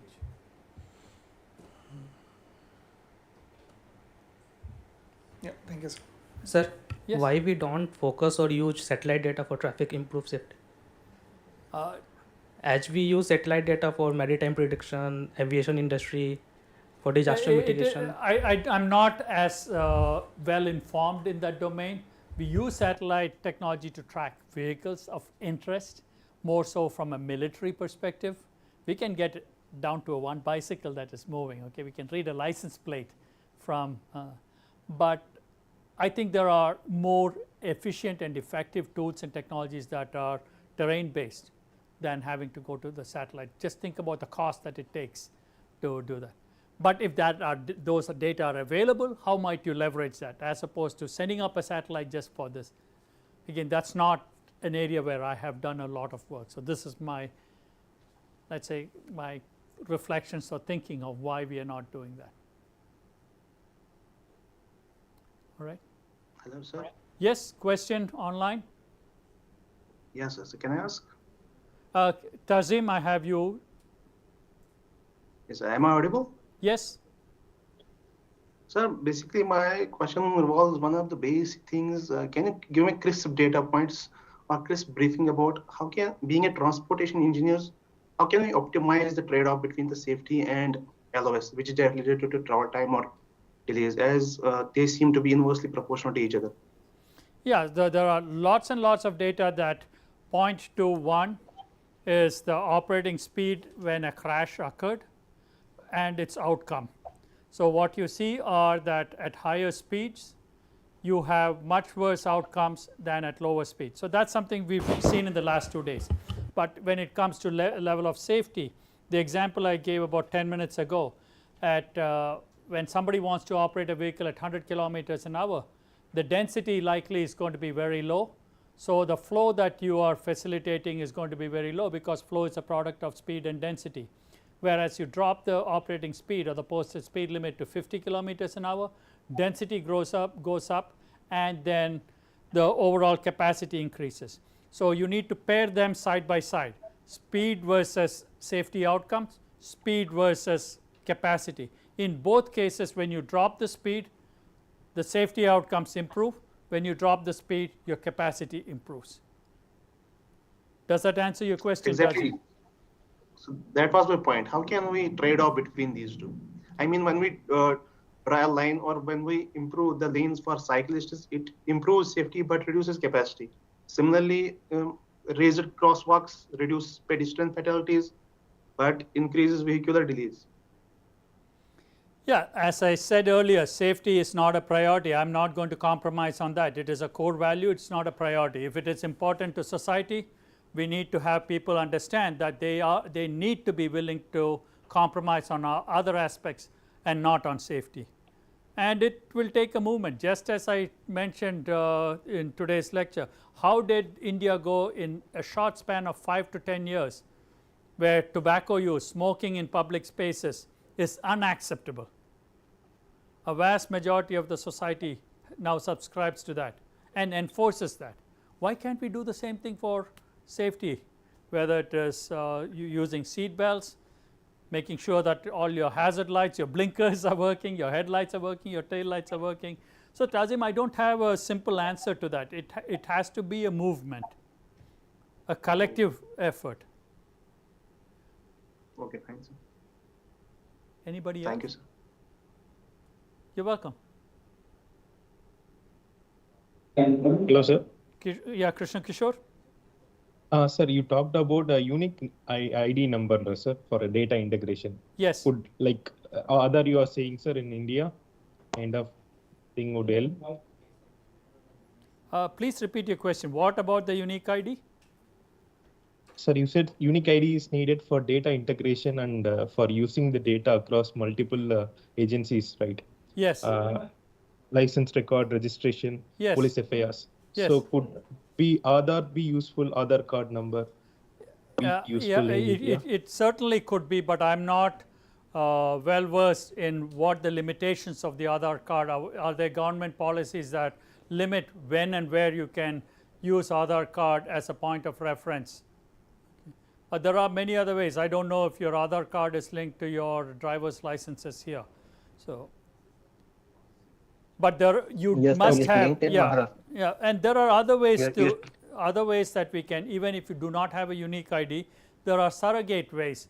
For example, if you knew that a fatal crash occurred at 11:48 a.m. at such and such an intersection or such and such a location, there were 2 vehicles involved, 1 fatality, so on, and you don't have details, but then you can look at the hospitals around and say, okay, at 12:15 there were 2 crash victims who were brought. So now that is more of a deductive or detective work that you have to do. You didn't have a unique ID in terms of the Aadhaar card number of the person who was injured versus the Aadhaar card number of the person who went into the hospital.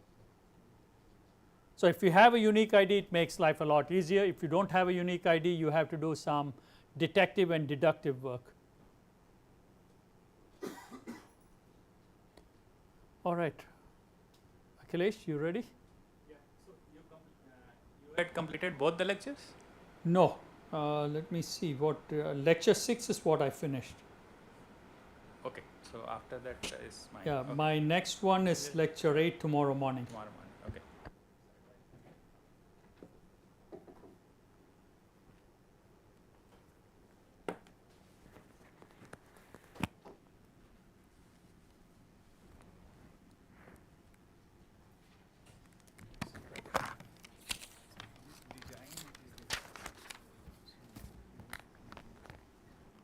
Oh, you found it in the design, yeah.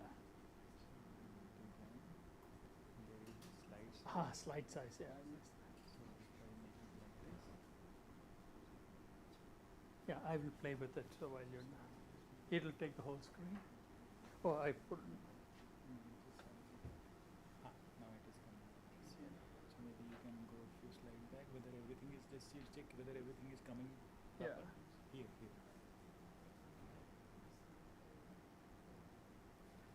Maybe these things needs to be changed. Yeah, I will work on that for the remaining.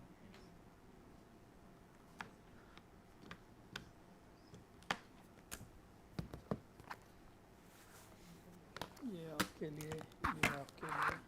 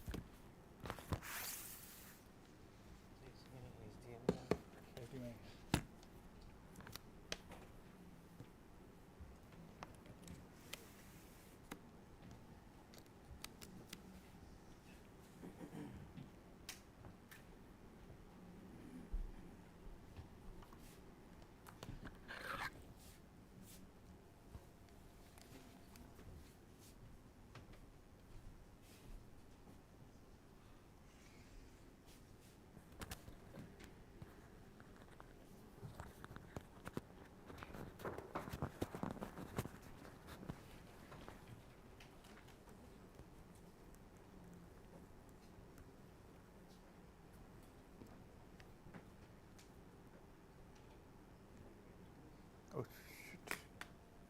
Just a minute.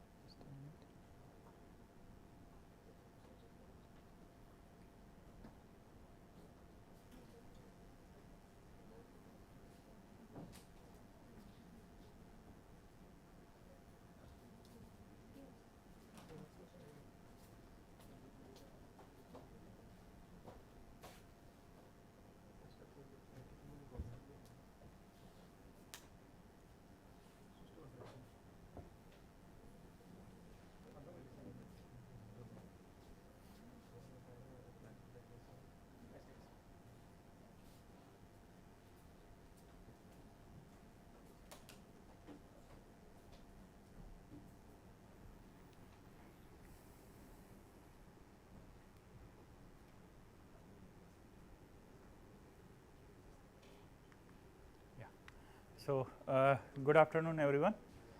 So now Professor Shashi has already spoken about what different parameters are there in like US side and like even he has given you some glimpse of some of the FIR from India, that what are the parameters they cover. And today we will be discussing in detail like in Indian context how data is collected, especially accident data.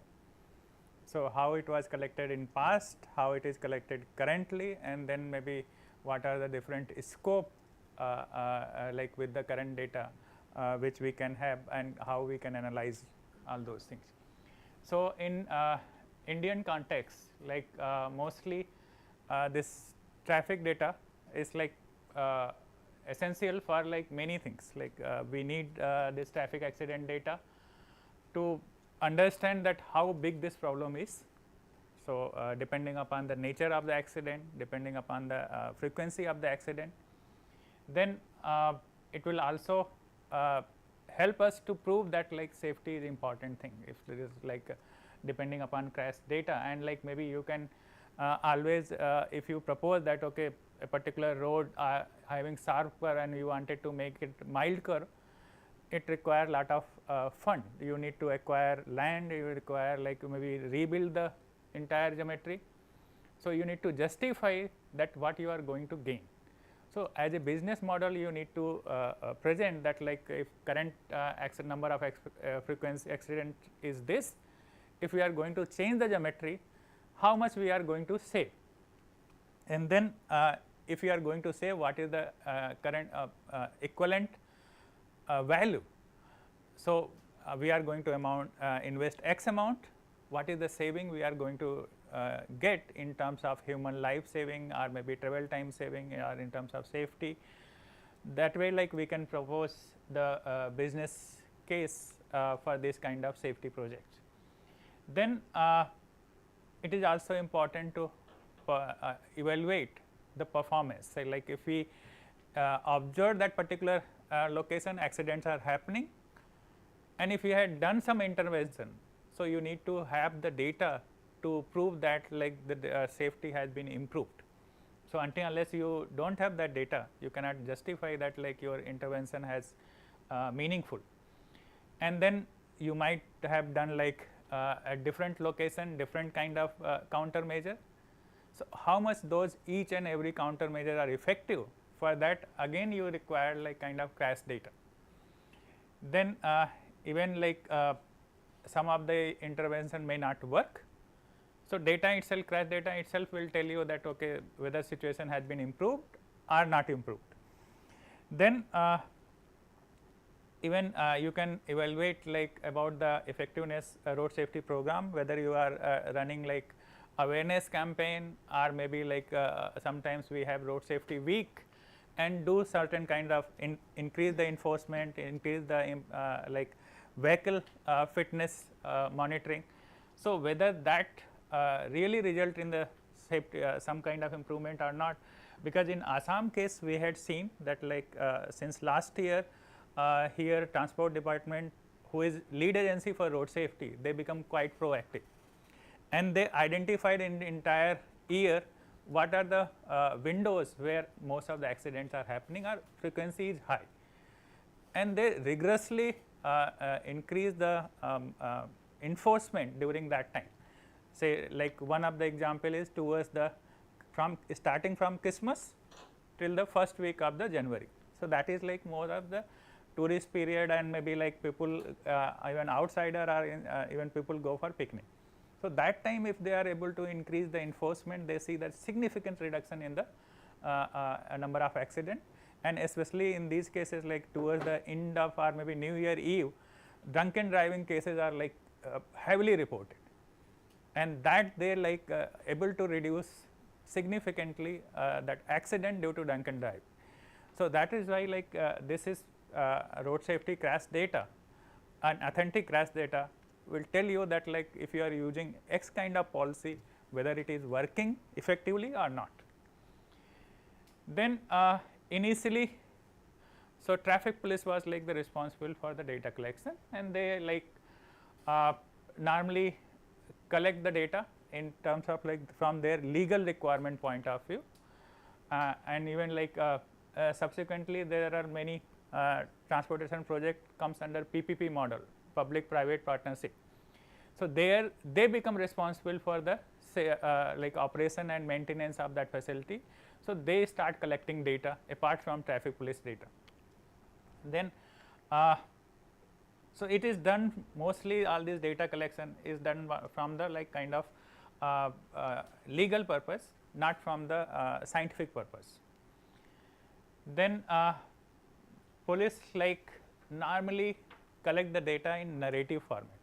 We will see some of the narration that how police used to report the traffic data in their way, where like they give emphasis to some of the data or some of the information which are more important from legal point of view, may not have too much value from scientific evaluation. So, like this sir has already shown you. So, FIR from Assam. So, here important part is this, which might be important from scientific perspective. They give this kind of narration that this person, son of this person, house number this, near this place, lodges FIR posting that, and this date, son from this place coming to this place and riding motorcycle bearing this number, has work, and one driver of magic vehicle bearing this number, what drive very rash and hit his son. That kind of narrative you may see, and these narrations sometimes like may not have enough information for scientific evaluation, like it does not have like proper location, it does not have like even time of the incident, although those things are there in FIR, some of this, but in narration like how the accident happened, you know only rash driving, that is all. Whether it is happens in T junction or it happens at particular on mid block, those kinds of information is not here. So, and even like maybe similarly we can see some of the more FIRs from other state. So, that like they had different pattern. So, yeah. So, here this FIR is from Bihar. So, you can see that like a particular format, and then the person has to fill. So, when he got information, when he had registered the case, all those times are there. Then in place of like location, you will have this from Thana these many kilometer away. So, that kind of specific incident location information may not be there. Then you may had this kind of narrative, where you need to read it and figure out some meaningful information, which become very difficult. Similarly, like if you see in Maharashtra, this has like also 6-page long FIR. So, lot many details, but maybe if you start looking for scientific point of view, you may not get like much detail. You will see that like person's descriptions and those things are very in detail, but maybe accident detail may not be that considering all those nitty-gritty details. So, similarly like even UP, you may had all this information. Okay. So, sorry, I here forget to mask all this detail. So, you can see this kind of narration, like it says, people who can read Hindi, they can read. So, that way like and this narration depend upon the skill of that constable. If he is good in like writing narration, he can describe the things in better way. Otherwise, he can describe very vaguely what happens, and if he is not able to understand the exact accident situation, he will try to avoid all the details. So, that is the that was the problem with this kind of system. So, where you see that different state is recording different ways. So, now you start like what happened?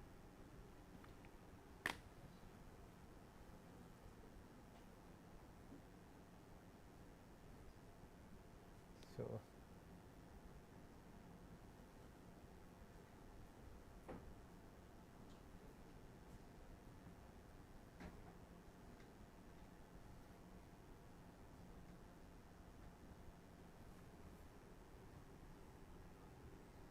hopefully now it should work. Yes. Okay. So, these were like some of the basic thing which was generally reported in FIR. So, you have like victim name, gender, all those things will be very accurate and in detail, because this is required in for all kind of legal actions, and maybe witness description will be there, but actual accident details will be missing, only some these kind of things you can get. So, these were the biggest limitation, like applying any kind of safety intervention, because you do not know the actual reason for the accident. So, it become like very difficult to implement any kind of measures based on the available information. And normally the accident is reported in these 4 categories. So, property damage, where only vehicle get damaged, and minor injury, where like only just minor bruising or bleeding is required, just like minor medical assistance is required. So, that is called minor injury. Then serious injury, where at least one person get hospitalized overnight, that way they define. Fatal accident, where at least one person died as a result of crash. So, it is not that like that person might have died on the spot, even within the accident of 30 days, if that person died because of that impact, that also should be accounted as a road accident death. But who will track this? That was a bigger problem. So, maybe a person like got treatment, after 2 days he got released, now he is at home and then he died, like then nobody is there like to correlate that this is accident victim, not the natural death. So, that was those kind of issues were there. So, like although by rule it was there, but hardly it get implemented. So, then IRC came up with the 2012 with certain kind of format, that like accidents should be reported in this format. So, where you can see the police station and those detail, and then fatality detail, then what kind of accident it is, whether it was a construction site or not, type of weather, type of collision, at least slightly better detail. So, then victims details. Okay. So, then subsequently MORTS come up with the modified version, which is like currently used in IRAD also. So, they had come up with the 5 major forms. One is that accident identification detail, vehicle involved in accident, person and other driver accident detail, road related detail, driver related detail. So, here they had like detail for every stakeholder which were involved in the accident. So, so here one other change is that they had latitude, longitude. I do not know where it is written. So, maybe it might be next page. So, here type of roadway is also there. So, even whether construction work are going or not, speed limit, what was that accident in which area, whether it was residential area, market area or open area, then type of road feature, whether it was a straight road, curve road, bridge, culvert, all those detail get added here.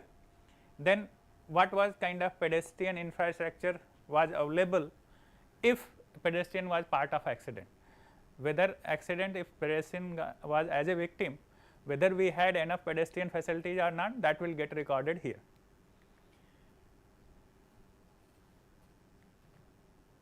Okay.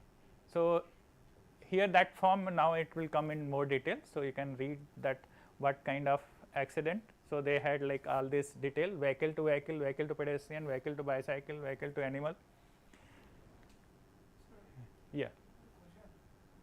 I mean, where is the spot of collecting this form? At the official has to do it at the spot, right? Yeah. So, it will come, I think there will be some latitude, longitude, landmark is there, road name is there, chainage is there, GPS location is also there. So, this form has this GPS longitude, latitude. So, the official has to come to that spot and do Yes. this. Okay, not like there- I go to the station and then report, not like that. No, in IRAT, you need not to go to the location. If you go to the location, automatically the system will take, or you in Google Map, you just locate that, you mark that location. So, automatically all the data will get populated. Okay. Like here, say road name, road number, chainage, all everything you need to fill in this form. Subsequently, we will see in IRAD many of these information you can pull from the Google map if you know the latitude longitude. And here latitude longitude, if you see, normally latitude longitude comes in this way. So, here you have 2 plus 3 and then 6 more point. So, here you will see 9 blocks are there, which assumes that you are going to put the GPS location up to 6 position after decimal. And if you do that, the GPS position accuracy depends like this. If you give only up to 5 position, you are accurate 1.1 meter. So, most of the FIR, although we had not highlighted, if you see they give only up to 5 meter, 5 position. So, they are accurate up to 1 meter. So, sometimes if they are not standing at the exact location, maybe accident might happen on this side of road, but latitude got recorded of other side of the road. So, then once you do the analysis, it will become very problematic for the scientist who is analyzing that, because he will assume that accident happened on other side. So, you have to maintain at least this 6 digit, that is important. So, once it is asked for manual entry, people sometimes it's not that their fault who is recording the this data, but they are not make aware that if we are going to record 1 digit less, what is how much impact it is going to have. So, that is why effort should be made up to 6 digit after a decimal place. Then all these vehicle. Sir, I have a question. Yes, please. Sir, yeah, so there is a speed related information there in previous form. So, if there is no camera placed at the site of the crash, how we can measure the speed? Because it could be subjective then कि बहुत तेजी से जा रहा था, बहुत speed high था. How we can measure there? So, if you see, so this has like the speed limit of that road. It is not talking about at what speed the vehicle was moving. So, that road what was having a speed limit, whether a speed limit was there or not. Okay, sir. Okay. So is this form filled electronically or in a hard copy? This is form filled in electronically, Excel format. Normally they maintain. The police will have a device in that they will. We will come to that. This is like a scenario maybe 3 years back. So, then this thing get translated into a better format with the electronic device. Okay. Okay. So, all these like related to vehicle driver detail, you have number of vehicles involved, driver vehicle type, gender, age, impacting vehicle number, impacting vehicle type, license number, all those details you will have. So, and then you will also have the type of traffic violation, which will have these many variety: over speeding, red light jumping, driving, and out of this then not known. So, if does not fall any of this 7 category, 6 category, then you put not known, and that is why like in day before yesterday once we present statistics. So, in violation many of the 10 to 15% data comes under not known, because they might having some other violation, may not be this, or the violation does not get recorded. So, the constable does not have any idea that what kind of violation happens in that place. Then this is like the person other than the driver detail. Okay. Okay. Then other information for scientific evaluation which is required may not be part of this form is this. So, maybe like traffic flow, traffic mix, pedestrian crossing, and maybe road related information. So, these are like if you want to do analysis, like maybe you could try to get these statistics as well if it is available from different, but they are not part of that form. So, subsequently, so this like it was observed that even though MORTH made it mandatory and they provided all the Excel sheet that like of this form, many of the Excel sheet columns remain empty. because once you had Excel sheet, then it's like it's up to your choice that whether to fill or not. So then subsequently, I think 2021, they had like a system which is called Integrated Road Accident Database, IRAD. So MORTS had entrusted this job to IIT Chennai and then NICSI. So to develop this proper module. So in this, like now many of the things user need not to fill, or he has just type. So earlier everything you need to type, then that become challenging. Sometimes people avoid, don't type, and here it goes sequential. So until unless you fill that form, you cannot go to next screen. So here it become mandatory to fill each and every entry, and here they made it like all the available information, whatever is available in net. If you put the GPS, the rest of road name, police thana, district, everything automatically get populated. So you need not to fill that. So this was funded by World Bank, and then this was like mobile app is also there, web application is also there. Okay, and not only with the police, this is like really able to coordinate among all stakeholders. So police is one primary department which is having responsibility of collecting data. So first respondent will be the police, then transport department, highway department, and health department, and subsequently they had planned to expand it link with the ambulance, so that as soon as accident get reported, ambulance also get message. So currently it is not there. So then even blood banks, even insurance company, all other legal entity, so everywhere they will get link. So whenever even court wanted to have some information, they can pull it from the IRAD. So subsequently all this will get link. So here they had different hierarchy. So maybe there might be central administrator, state administrator, and these different hierarchy had different privileges. Like maybe a central person who is like a top authority, he can look all states information, but a state administration can look only for that state. So data is in the same database, but access is different, like your accessibility label is different depending upon on this hierarchy where you lies. Like maybe if you are on data collector end, so you can see only those data which you had inserted.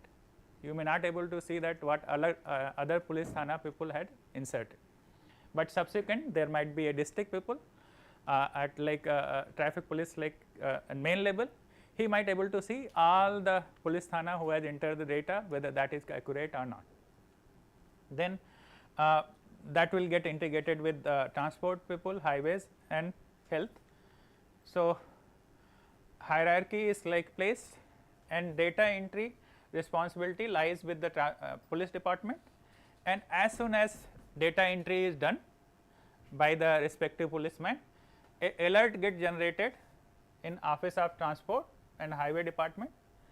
So they will be the next respondent, they will be able to check that where accident happened, and then at the same time MVI, motor vehicle inspector, will also get information. They will visit, they will fill their part. So all those information related to vehicle, related to victims, everything may not be filled by the traffic policeman. So they had certain section which traffic policeman will fill. Some of the vehicle related thing, MVI is more expert in that. What kind of accident happened, like whether it was like a rare in collision, all those things collision, maybe MVI will check, or he will have right to privilege to override that. So he will prepare his own report and fill those data subsequently, and then subsequently like once these things get rectified, where vehicle and all those credential type of accident get filled, even accident this FIR, accident information report, can be generated. This is like a standard format. Based on the data, a report can be generated automatically. You need not to generate separately. Even nowadays, like even FIR can be generated based on this data. So now traffic police need not to do it again. So from same database, whatever fields are required as a FIR, so just in one click, corresponding FIR will get generated. So that is like the benefit of having everything at one location. Then subsequently highway people will like capture that what is the geometric detail of that, what is the road condition, why might be this accident might happen, they will fill those detail. And not only this accident detail, subsequently they need to also fill what kind of preventive measure they are going to take and what is the timeline. So that subsequently even a person who is like at privilege can monitor that what kind of like measures has been taken corresponding to particular accident. Then once you have this data, you can have a spatial or non-spatial data collection facility. Maybe like here you can present this data to on a GIS map. Then FIR can also be generated, that we had already discussed.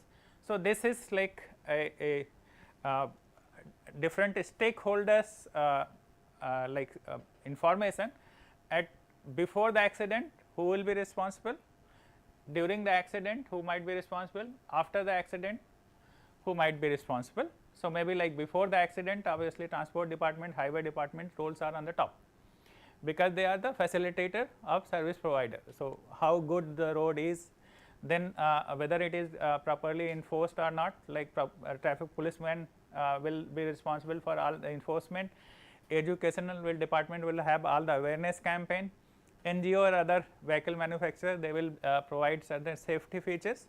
So that is like the regular role for before the accident, and during the accident maybe only these 2-3 will be responsible. So health department will be like how promptly they respond, then traffic policemen where they will be responding to that accident, then transport department will be taking the details of the accident, and subsequently the you see this hierarchy also keeps changing. Once accident got over, data get recorded, the health department's job is on top, then subsequently police and education department, that will come under picture. Okay. So this is the app which is available. So if you write put in the Google iRide, you will get this information, you can download it, but yes, you cannot log in because you do not have credential. So until unless you are authorized, you cannot log in and access the data. Okay. But you can download this user manual which has lot of screenshot which we are going to use. Okay. So then you will have a good amount of experience that how this app look like, what kind of information it asks, in what manner it asks. Like, so first respondent will be traffic policeman, where he will start recording GPS location, like, and he will take the photograph of the accident. Even it has option of like uploading the relevant photos as well as short videos. So that way, like if we are doing scientific analysis subsequently, so maybe even narration may not capture those kind of situation, that what was the vehicle position after the accident, that sometimes it is very difficult to describe in word. So you can have access of that photos, even a short videos also there which will maybe recorded after the accident. So maybe all neighborhood get recorded, or maybe vehicle position get recorded, depend, that will be like depend upon the traffic policeman decision that which video or what he wanted to record. In photos there are certain minimum thing described, that you record this, record this, record this. So 5-6 are mandatory, 3-4 are optional if you wanted to record some additional information. So once he get respond to that, so fill the data, a alert will get generated, and that alert will like responded to the police command center. So that will be informed that a particular accident is reported, and then he will pass this information to the hospital or concerned health authority. Similarly, they will because the victims will be taken to the hospital, and their hospital department, they had to fill all the victims detail, in what condition he had been brought, what kind of injuries he has, and what kind of treatment they are going to give. Even they have to fill this information over next 30 days. So, whether in next 30 days how was the health condition, then this their role will get closed after 30 days. Even parallelly, information will go to the transport department. They will figure out vehicle related details. So, even like with the vehicle number, using like Vahan Sarthi, they will get all the owners detail and everything, and issue challan asking them to like report all those information, or activity will start, and they will fill all those detail back to the this particular IRAD if there is some missing information. So, similarly, highway department will also get information, and he will also visit that place, and he will feed his part to IRAD. So, that way like different stakeholders are involved, and they are filling their part, so that like we ensure that like most accurate data get filled into the IRAD. Okay. So, here we will say that what are the different packages. So, this we had already seen. So, he will be talking about like trauma and accident related information, then transport department, then highway department. So, this is like they will input the data. Once you get this data, what are the things will be taken place afterwards. So, you can generate accident report, that is one. So, then reports as per MORTS format. You see that every year MORTS issue a like annual report, and that has like different format, like all the number of accident over time wise, over drive violation wise, over road wise, all those data get generated from this IRAD. Then you can generate dynamic report, say like if you want like your administration want that give me a monthly report, how many accident happened, what was the accident type, what was the location, thana wise, district wise, all those query can be raised, and corresponding record will get report will get generated. Then you have query tool. So, if you wanted to see that okay in Assam, say maybe in Guwahati, how many accident happened between 6 p.m. to 9 p.m. So, that entire thing will get populated, and even you can see the spatial distribution of those accident on GIS map. So, that is the power of this IRAD dashboard, and then you can generate as many analytics as you think of. So, these are some of these, like you can do the kilometer wise analysis on any highway, every kilometer how many accident happened last 10 years, 5 years, depending upon how much data is felt into this IRAD. Then you can do the grid analysis, cluster analysis, entire city you can divide into 10 kilometer grid or 1 kilometer grid, how many accident happen, you can just visualize. That will tell you that which area you need to focus more and where accidents are happening at larger level. Then corridor wise.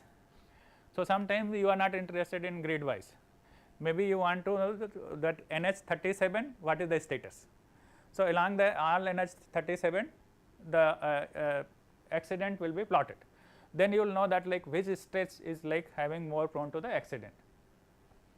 Then link and node analysis, like maybe between one intersection to another intersection how many accident happen, or particular intersection how many accident happen. So, then all the accident related stick diagram you can have that depending upon the type of accident. Then safety impact analysis, maybe subsequently if some measures had been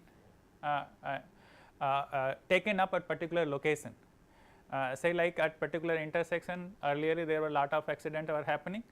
So, if you record that okay at this date the accident measures had been implemented, then you can pass subsequent days accident report, and you can see that like what was the impact of that safety implementation. Then accident analysis you can do. So, many of these things you can generate once you have these kind of detailed database. Okay. So, these are just like one flow chart how this data get collected, that we had already discussed. Okay. So, these are like different parts. So, data collection, data analytics, then action, subsequent action after the data get generated. Okay. So, this is now we will go through the screenshot that how the particular app look like. So, you need to choose the department, username, ID, then you will be able to log in. If you are from the police, then here you can choose that your department. Then once you say OK, it will ask that next question, that your credential will get like verified and will get displayed, that who is the person filling up this data. Okay. Then whether you want to modify the old report, review the accident or new accident. And one of the features which has been implemented in this, you cannot create a new report if accident is already like 4 days, more than 4 days old. So, you cannot go create and backdate accident record. So, 4 days has been given as a buffer time. For some reason you may not able to generate the or fill the information. So, maybe either too much based on seriousness of accident or based on location of the accident. So, maybe 4 days options is there, before that you cannot like create. If and maybe within the 4 days you can review the accident as also. If you want to change some data, you can do that, but after that data gets locked. Okay. Then you need to choose the date and time, and like this clockwise you can just like rotate by your hand. So, here like you need not to type, they had minimized the typing, so that like people, anybody can quickly fill the data. So, although in the subsequent screen you will see that like lot many data has been asked. Sorry. So, it may look like that like he has to fill lot of data, but most of them are like menu driven. So, that makes it easy to fill the data.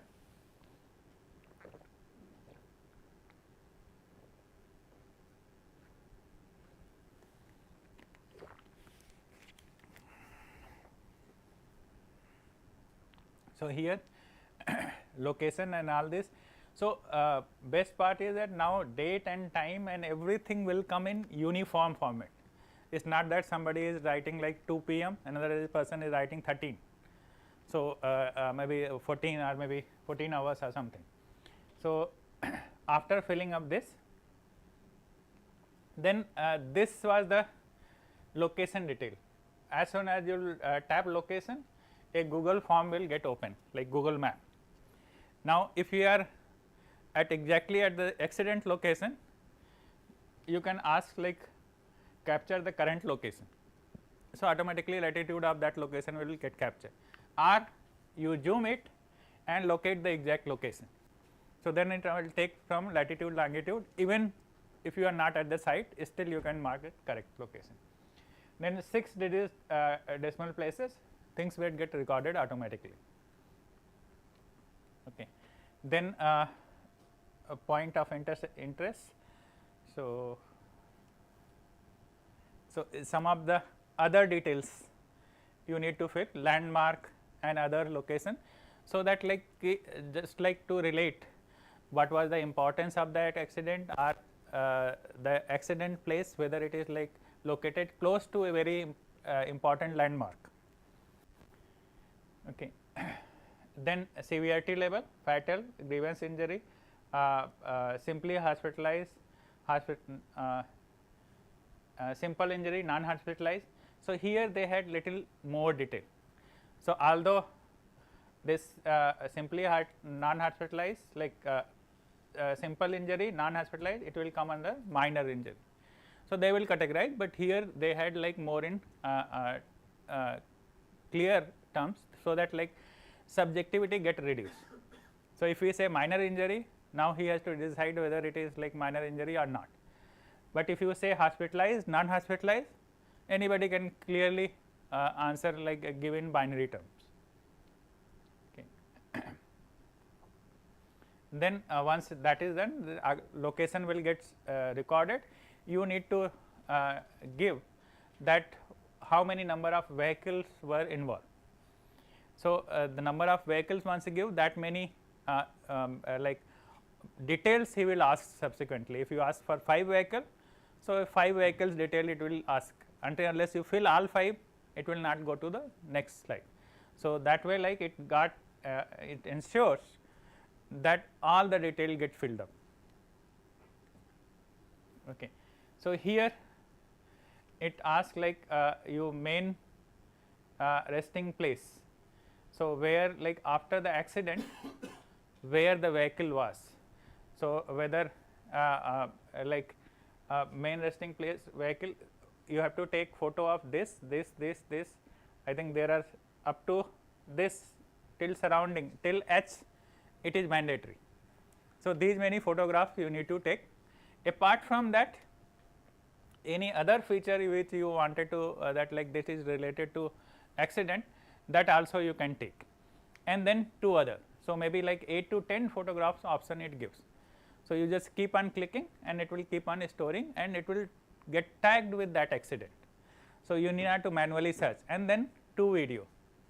So, that 2 video of surrounding or a particular vehicle which got damaged or a particular victim which you find it like appropriate, that you can provide.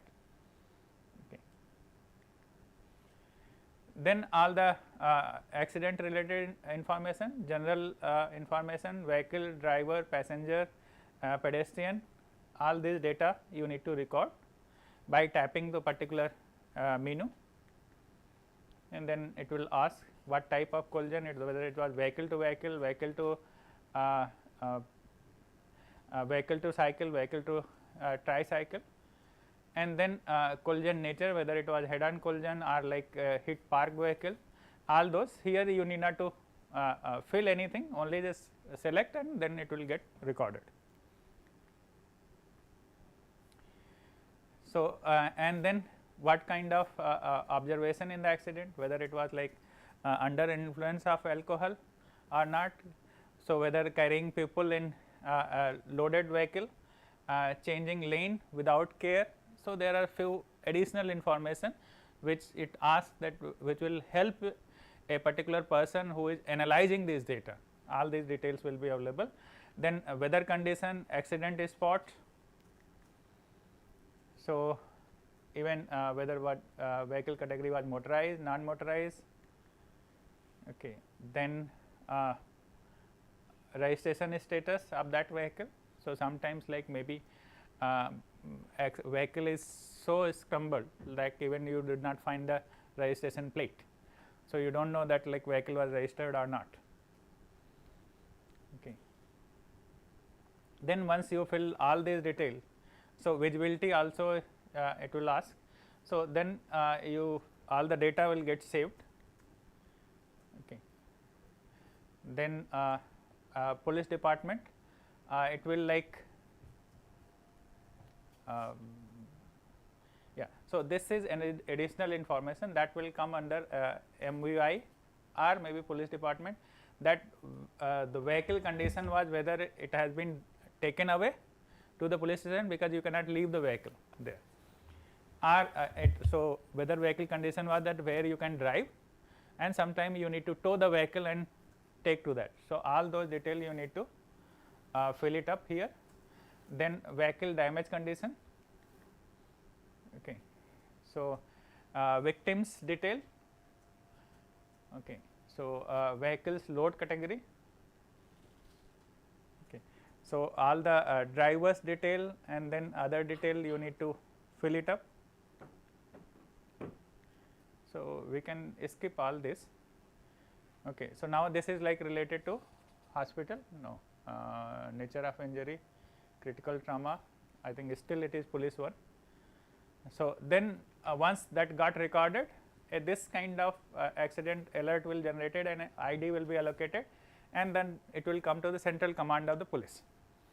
So, that was detail filled by the person who is went on the spot, and then he will be able to see the summary of that accident. Okay. Then transport department, MVI will inspect and fill these many details from the his side. So, like whether insurance was there, vehicle fitness certificate status. So, that he will get from the Vahana Sarthi app, that what was the fitness status of that vehicle, all the details of the vehicle. Okay.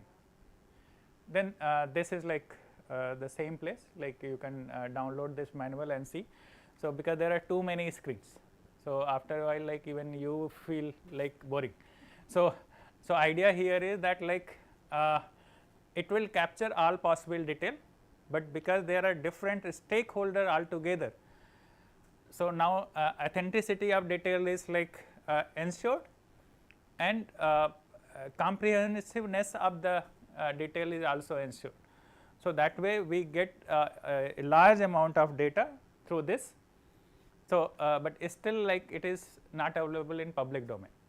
So, maybe like down the line maybe you may start getting the access to the old record, may not be the current record. Okay. Then what you can do with this data? If you had this much amount of data, definitely you need to know that what you can do. So, one of these, like you can have the trend analysis, which is the very basic. Then you can do the road infrastructure planning. So, you can correlate, you can plan the corridor wise and see that like how accidents are placed this, and then based on the cluster of like density of the accident, you can decide which geometry needs to be improved. So, that way like your infrastructure planning you can do based on this safety analysis, like how much based on frequency of accident. If you see in particular corridor more number of accidents are happening, if you invest money there, so maybe return will be more in terms of safety improvement. Okay. Then VRU safety, if you are like focusing on that like category, if you see VRU means like pedestrian, two wheeler and maybe cyclist, that itself makes like more than 60%. So, if you are able to make them safe, so maybe more than 50% saving in accident you are going to achieve. So, you need to filter the data to all the accident location where VRU was involved. So, you will quickly get to know that okay, at this particular intersection more pedestrians are killed. So, you know that like this intersection lacks in the pedestrian facility, and you can just cross check because like the pedestrian infrastructure is also getting recorded of that place. You can see that what kind of facility or pedestrian infrastructure was available, whether cycle lane was there or not, whether footpath was there or not, all this correlation you can develop. Then vehicle type specific analysis you can do. All this like once it is in FIR you cannot do, but once you are in all these things are available in database with properly segregated columns, you can do all these of sorting, like maybe for particular vehicle type you wanted to see that how your infrastructure is performing. So, you can evaluate that. Then demographic analysis, if you wanted to see that okay, our infrastructure is safe for old age people or not, or maybe kids whether it is safe or not. So, maybe like if you analyze based on like all the accident which happen involve the kids which is less than 10 years or maybe less than 15 years, you will see that whether it is happening in a particular school zone or somewhere else. So, those location needs to be improved. So, that way based on the demographic condition you can evaluate your infrastructure and then do the remedial measure, or maybe like awareness campaign needs to be run in those school, infrastructure needs to be improved. Then related to weather and environmental conditions. So, somewhere like due to lighting condition, if accidents are happening like in say evening hours, late evening hours, then particular location, if it is like particular mid block or certain location, you need to see that like why accidents are happening. So, that might be due to weather condition, because they in the record weather condition is also recorded. So, how many accidents happen in daytime, night time, or maybe like where weather were adverse, like in during rain time or maybe snowfall, depending upon the location.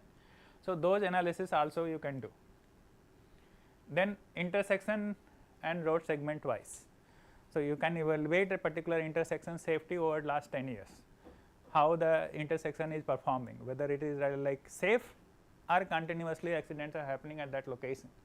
So all those things can be evaluated. Then severity and injury pattern.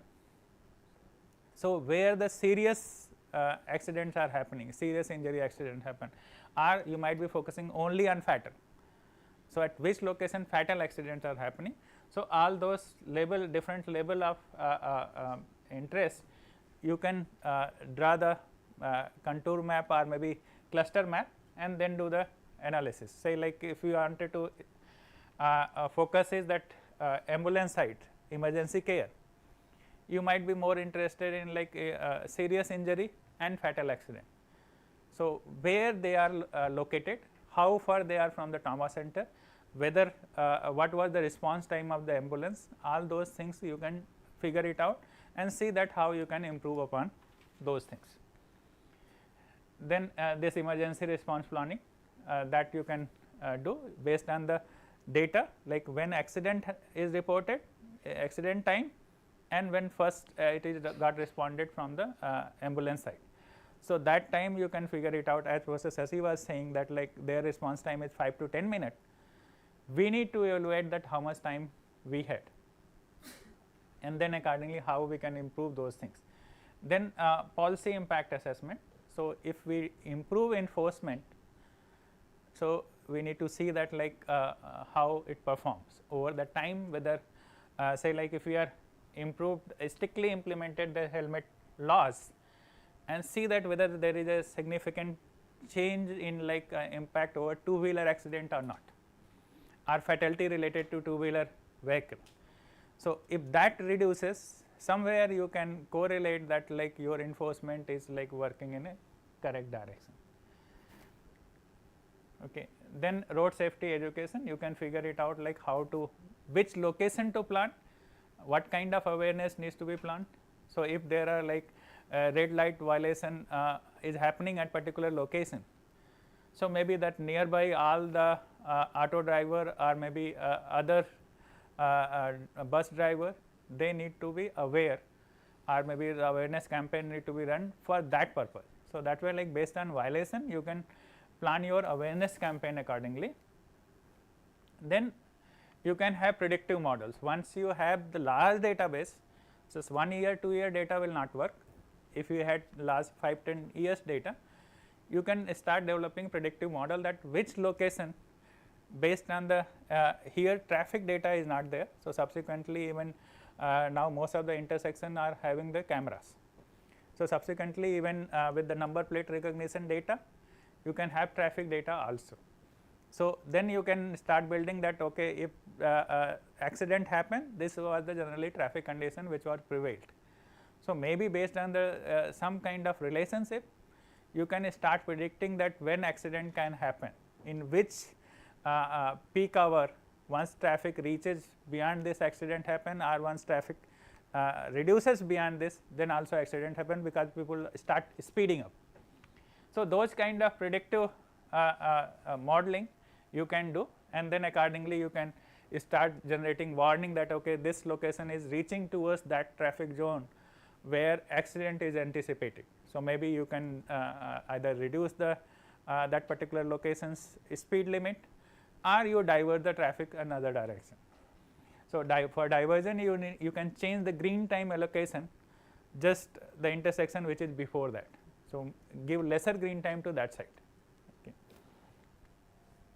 Then you can do all this analysis at regional level, that district wise how many accidents are happening, which district is performing better, which district is not, state wise, and all those statistics you can do. Then decision support system, you can generate detailed project report along with the road safety related thing. So based on the road safety effort at that locations, you can map with the safety accident and see that like whether there is correlation or not. Then few more things. So till that, like most of the time which is readily available data, you are extracting and seeing the pattern and concluding something. So now because we have AI ML in place and many people are like started exploring what else you can do. So you can have AI based black spot prediction. So maybe based on the pattern of the accident, based on the traffic pattern, based on the road surface data. So multiple data, if you are getting live, you can start predicting that okay, this zone might be anticipated, can be like in future, if this is the growth rate over like 1 year, 2 year. So maybe in future this road might be, this particular location might have black spot zone, means where number of accident crosses, but that specified threshold. Then even you can generate heat map based on VRU or based on a particular vehicle type, that okay, this location is found to be dangerous for this kind of vehicle type. So then you can have preventive measures beforehand instead of one infrastructure reaches to that situation. Then you can do the optimize your patrolling routing. So maybe like you have traffic policeman, so but like you had limited people, so patrol vehicle cannot be like everywhere. So if you see that particular kind of violation happen at particular location and this time window, you can plan your patrolling vehicle in that time at that zone. So that way instead of staying at random place, you can be at those locations where that is needed most. So that way like you can violation you can reduce. Then you can safety audit toolkit AI based, where like maybe you can all have past record if you merge with the other data, where like we can have drone data, drone videos, where you are able to generate like 3D plot. So then you will have the surface characteristics, all the road geometry characteristics, traffic data, accident all data together. So you can generate some kind of safety report. So that may not be exactly road safety audit, but at least it will give you some preliminary idea that okay, this location lags on this XYZ parameter, and they might be potential location where accident might happen. So that will quickly help the road safety auditor to go and visit that location more precisely. Then personalized driver or risk alert. So this is like which is already going on up to certain extent in nowadays, like cars are equipped with the GPS inbuilt, like they keep recording your driving pattern. So at every end of trip, maybe if you had access through app, it will give you driving score. So out of 10 or out of 100, how good was your driving, how many times like you had brake harshly, how many times you had like taken sharp turn than the prescribed limit. So all those stats will come. So that way it will like guide you, that like it will work as a like your personalized trainer. So over the time, if you thought that you need to increase your score, so then you keep reducing those violations which is happening. So that way it is like work as self improvement, or subsequently if it is working on live data, it can start generating violation. Say maybe like every time you are taking sharp turn or maybe accelerating or decelerating more than the prescribed limit, it can start generating warning that now you are this kind of behavior is increasing. So those things are still not there, because here those data is available with the automobile industry. If you access through the app, you may get those results, but then they will not like report you back means mandatory. So until unless you access, they will not give you the data. So then like then other thing, so AI driven policy. So like maybe if you had all those data live, maybe if you see that like congestion is going to increase, so maybe like all the speed limit and everything get changed at that moment. Okay. So that is all. So these things, like there are many more potentials, like with the data which is recorded at the intersection video camera. So, how much like data you are getting each and every vehicle number with the number plate recognition system. Consider that if you had a city and there is a 80-90 intersection which are equipped with this kind of facility. So, you can track each vehicle that how in which route it is moving. So, you can have in a way OD matrix of all the vehicle. So, you can plan your entire infrastructure based on this reliable OD matrix. So, there are like many more data which you will keep getting in future, okay, may not be right now, but in future definitely these data will be available. Okay. Now, any specific question from offline audience or online? Yes. You discussed about analysis, about accident analysis. So there is CART analysis. So can you please elaborate what is CART analysis? Okay. So maybe we can discuss like subsequently. I'll discuss with you. Any other questions? Yeah. Yeah. You have? Yeah, you can take the photograph now. Online audience, any question?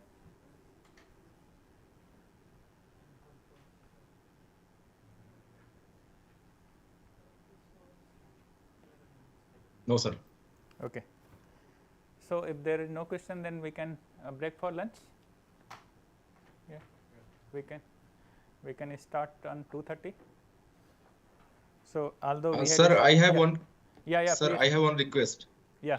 Sir has said that we will get this previous presentation in PDF form. So far, we don't have received anything. Yeah, maybe we will compile all the PDFs at the end. Okay. Maybe then we will share one single PDF. Okay, sir. Okay, fine. Thank you, sir. Thank you. So that will definitely, don't worry. We will make sure that all PDF you get back by the end of the course. Okay, sir. Thank you. Yeah. Sir, the operators of these apps, they have also been trained now, right?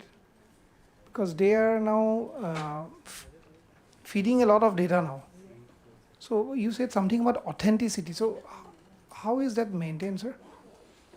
Yeah, so operators are trained by that other NIC, I had said. NIC, yeah. So they are like training these data feeder because like say you had fed some of the data related to vehicle, related to position as a traffic policeman.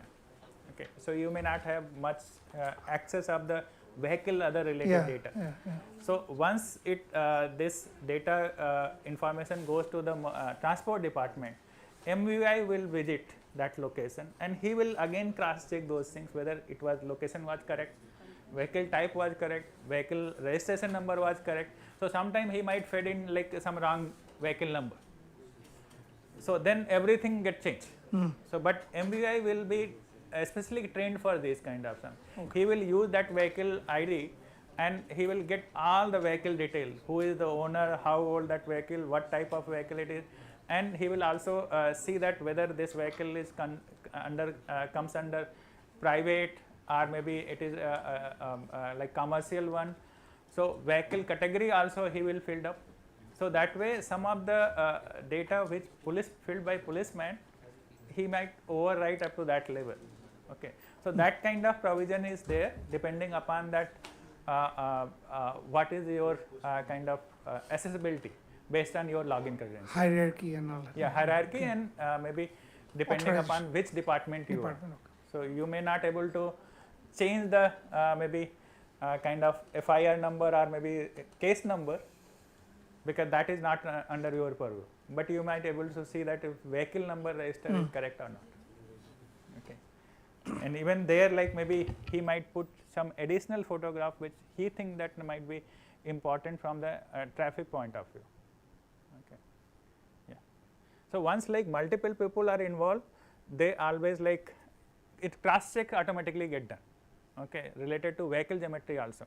So driver policeman, the traffic policeman, he may not be sensitive enough to see that whether it is T junction or is like normal mid block. He can have GPS coordinate, that's all.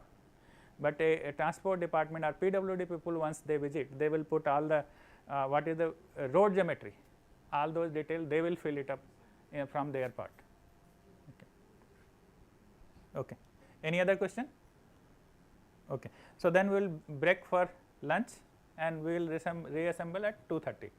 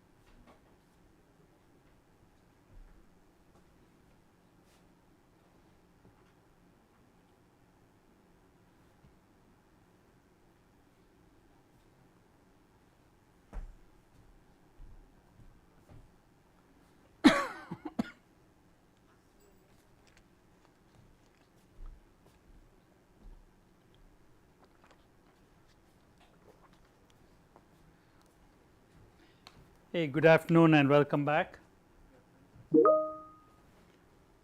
People online, are you able to hear me? Yes, sir. Yes, sir. Thank you for the confirmation. So, what do you think we are going to do this session?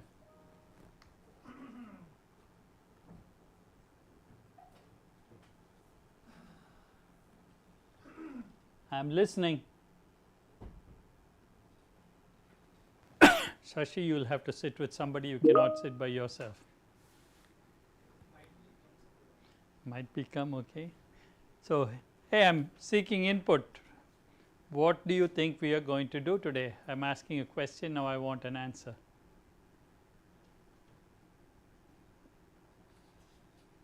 Okay, let us all take a nap. If you don't want to do anything. Come on, don't be. Data utilization. Data utilization, okay. I had given you a hint yesterday that I am going to continue what we did yesterday afternoon in the tutorial. We will work with the same data set. You were not here yesterday afternoon, right, for the tutorial? No. Do you have access to the data? Yes or no? Ritesh, did you not send it to all the participants?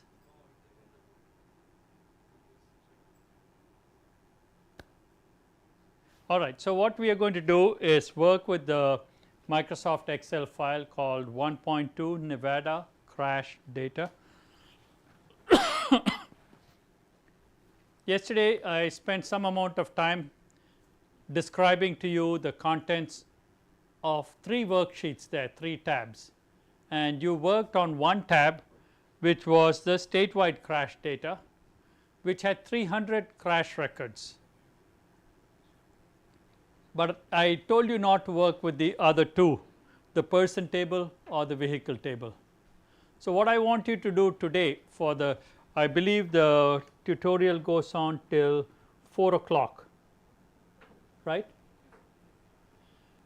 Does anybody have to leave before 4 o'clock here? Anybody online, do you need to leave before 4 o'clock? Okay. No, sir. All right. If you have to leave, you need to speak up, otherwise, yeah. So, I will be try to wrap up exactly at 4 o'clock.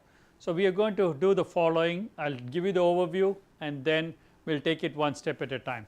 The first step is for you to work with the vehicle table and the statewide crash data table. So, 2 tables, you will refer to 2 tables, the vehicle table, statewide crash data table. See how you can use data from these 2 tables to answer questions. So, first step is ask a question or 2 or 3 questions that you would like to answer based on the data that we discussed are available in these 2 sheets. So, the first question is formulate your question. The second task is what specific data elements do you need from these 2 files to answer the question that you asked. And third is do the analysis, fourth is summary. So, today I will tell you how much time, 20 minutes is what you have to do the analysis. Then we will go into 2 minutes per team, summary like yesterday, but I will give you the opportunity if you want to share your screen. You should be able to, right Ritesh, everybody has the ability to share their screen, right? If they log in, no? Okay, you can bring your computer here, and if you have an HDMI, is there anybody who does not have an HDMI port? Okay, otherwise I will ask the technical staff. So, you can bring your computer here and use that to share. Questions? The second, after you make your presentations, 5 teams here, 5 teams there, 10. So, we will need 20 minutes for that. So, 20 minutes for the exercise, 20 minutes for your presentations. So, let us start now.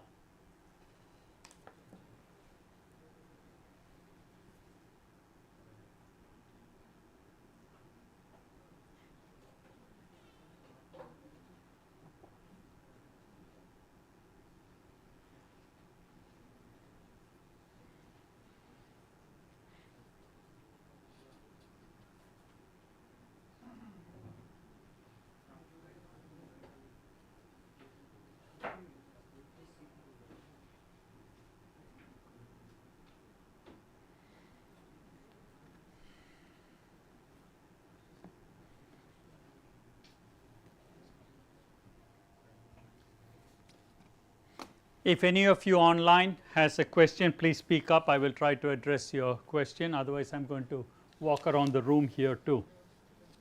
And temporarily, I am going to disconnect my computer to allow others to. Okay, that is fine. That is what I asked. Do people in the room have the ability?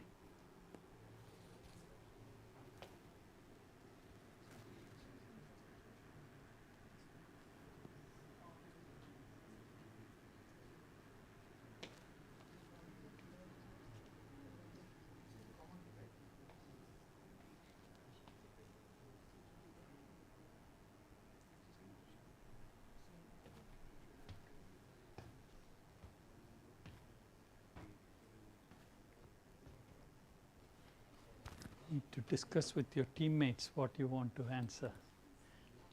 अपना अपना नहीं, ये team का है. आप लोग कल नहीं थे, इसीलिए I'm trying to drive home the point that it's a teamwork. He knows, and you need to drive home the point with him. तो बीच में बैठना. It's okay.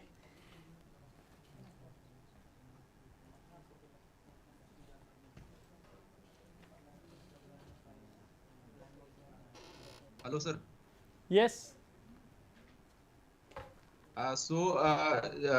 We have to start working on this person table.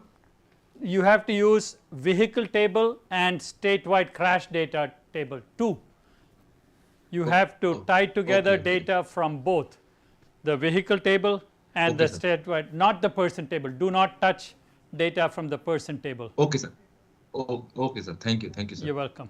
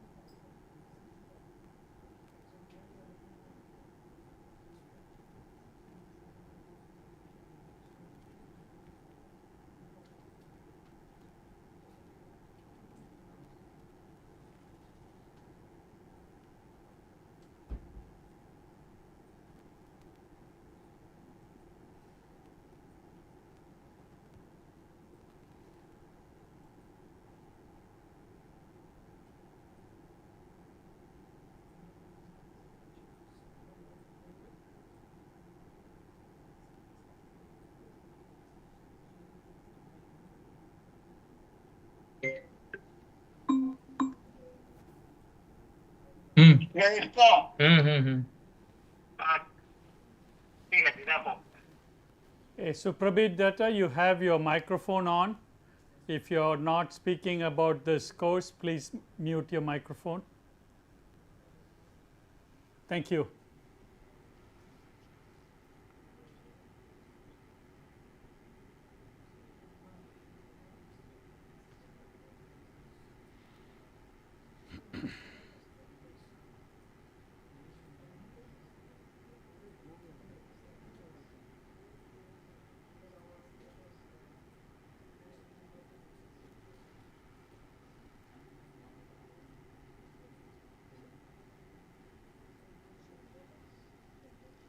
Have about 5 minutes to go.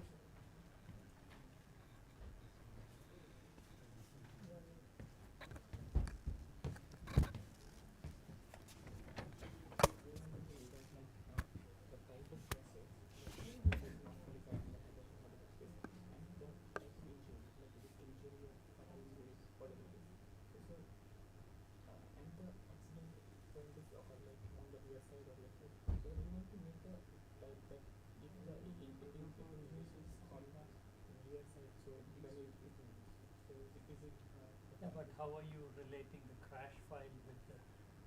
I need you to tie data from both. I think you're only looking at vehicle file, no? You combined both? From the stable data we got the crash file. Okay, now I get it. Okay, so now what do you want to do? So we want to do like that, sir, if the accident is on head on or is it on rear side. So sir, in which category the most of the fatal cause? Okay, let me come around.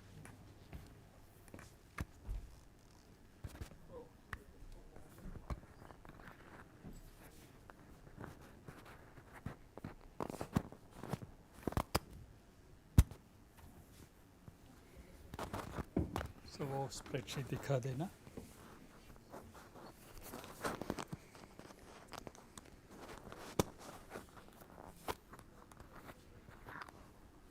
Do you know how to do pivot table? No, seriously. Yeah. Okay. So how many fields do you have here? Mostly sir, No, we do कितना records हैं? 301 sir. So 301 in here and here sir it's around 400 something because that it is over more than one car. No, okay. So then the problem is data filter. You have to have the same. For every record, you need to have. Now, so that's what we need. So if you relate the two files, you should have a crash number for every crash. So what is the crash number for this crash? That is missing, sir. That is missing. I don't have that. No, but how did you get that? That's what I said is in the vehicle table. Let's see. You just copied it. ऐसे मत करना. Oh, आपने ये ऐसे ही copy करके उसमें नहीं. So that will not work. क्योंकि देख लेना ये कौन सा फील्ड था. Crash number पहले बोला. What? Which field did you copy? Vehicle crash time, sir. Vehicle crash time.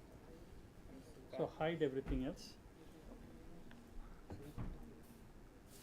I want the crash number and then the field that you're interested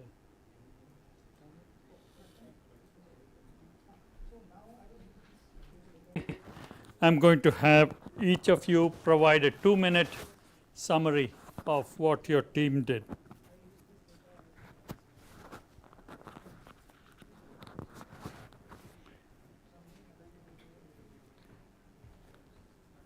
So let me start with, we have 5 teams here, 5 teams online.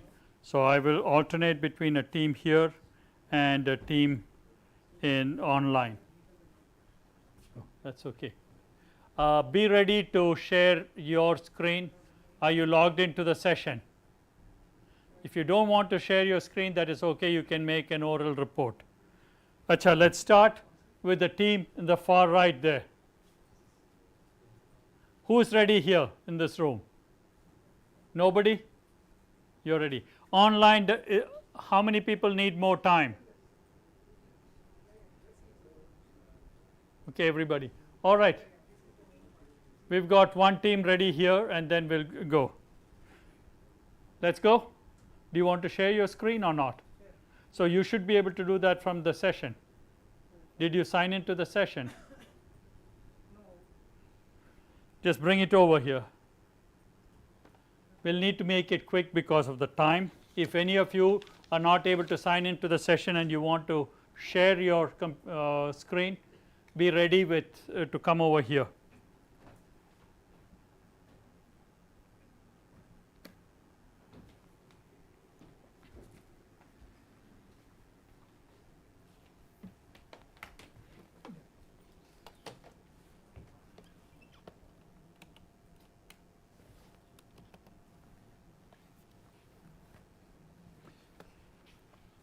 We have our tech help coming. You want to come this side and present? Come on.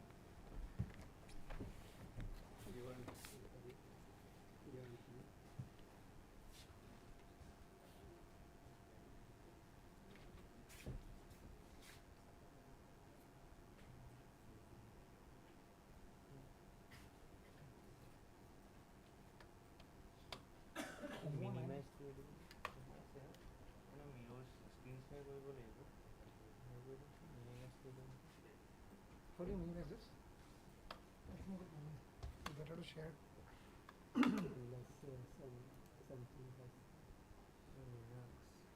Linux में फंस गया. Can you mirror your screen? Okay. Do you have any screen sharing? No, let me just do one other thing. Just do right click. But I'm using Linux. Red Hat.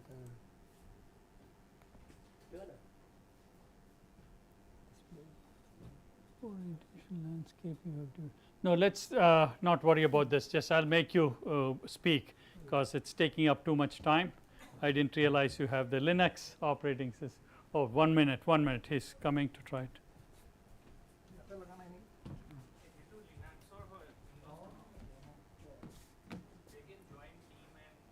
Why don't you join the team? So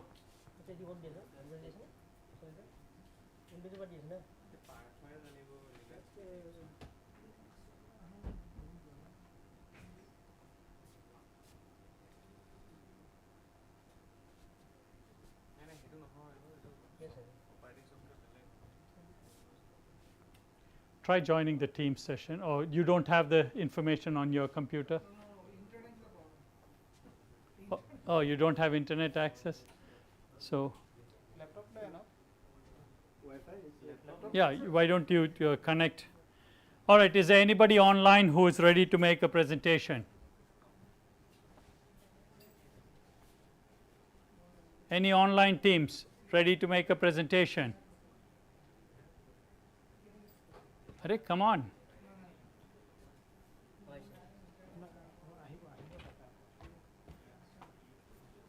Team 1, are you ready? WhatsApp group 1. Are you able to hear me online? Yes, we can hear you, sir. Okay, so team WhatsApp group 1, are you ready?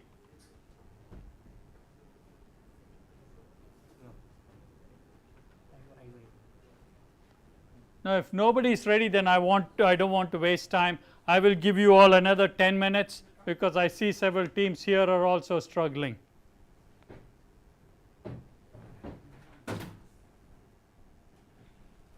So I have 3:13 by my watch. We will go up to 3:23. So we will only have one set of presentations today.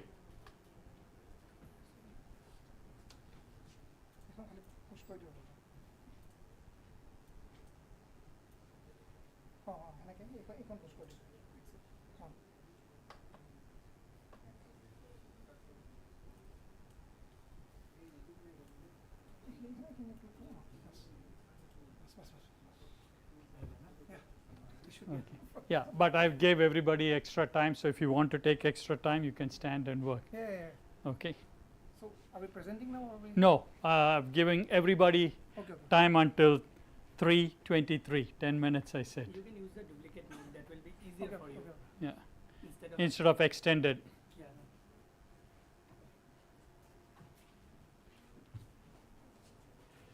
So let me work with this team.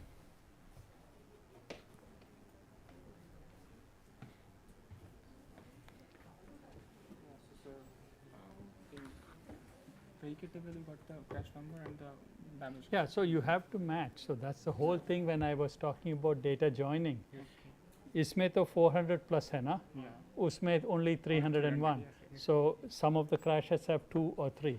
So the way to do it would be इन दोनों को copy करना. Well, I'll show you how to do a pivot table first. Insert. Pivot table, from table, इसका पूरा range copy करना.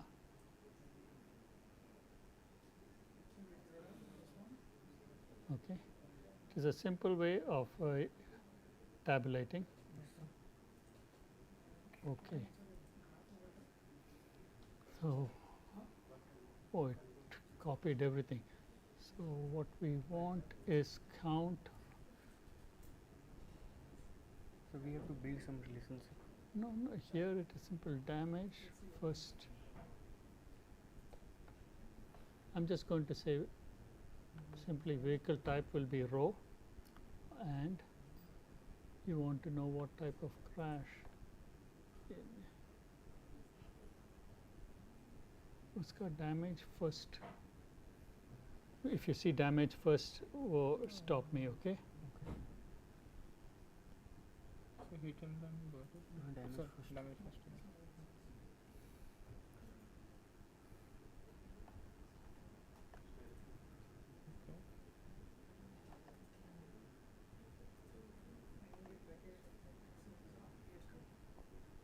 Yeah.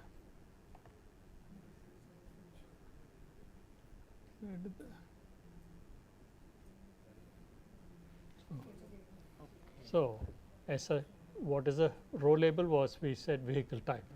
So, for each vehicle type, how many type of crashes? ये वाला hatchback 4-door, it was involved in 23. Okay. So, you can look at different variables, and then maybe let me see what other variable are you interested in.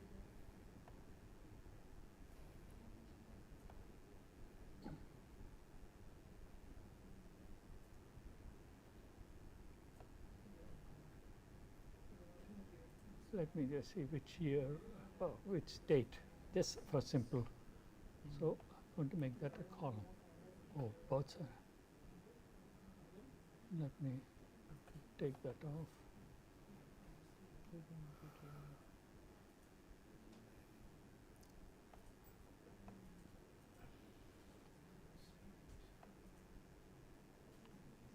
Robi, that's a lot. I'm trying to get something that is small.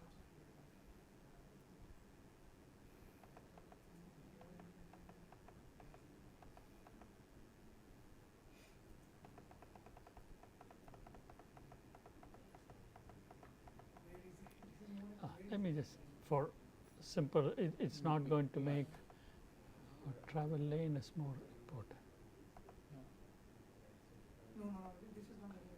So what you'll see is travel lane 1, 2, 3, 4, 5, so on. So for 3-door sedan, it was only in one crash and it took place in travel lane 1. Here now, there were 23 crashes for hatchback 4-door, 14 were in travel lane 1, 5 were. So that's how you use a pivot table. So you can combine 2 or 3.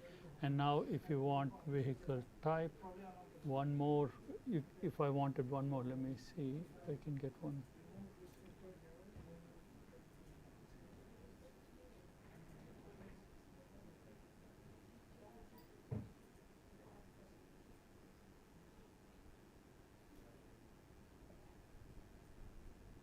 So can we got this kind of like type of accident or the Yeah, type of which variable crash? do you want? So the type of crash, like What is the? hit and run and all. Whatever. Okay, let me just say hit and run. So, no, so I can either move it up or down. For each vehicle type, we can just. So, hit and run, no hit and run. Here are all the things. Vehicles. Yeah, and then hit and run, yes. Here are all the vehicle types. So you can put the. Okay. Yes, sir. We have to do some exercise, then we will able to. Exactly. I just wanted to show you how to use this. Now you can come, but the challenge you have is you need to match the crash number here with the crash number there. Okay. So there are tools in Excel that you can use to say match the two. And just like you created this new one.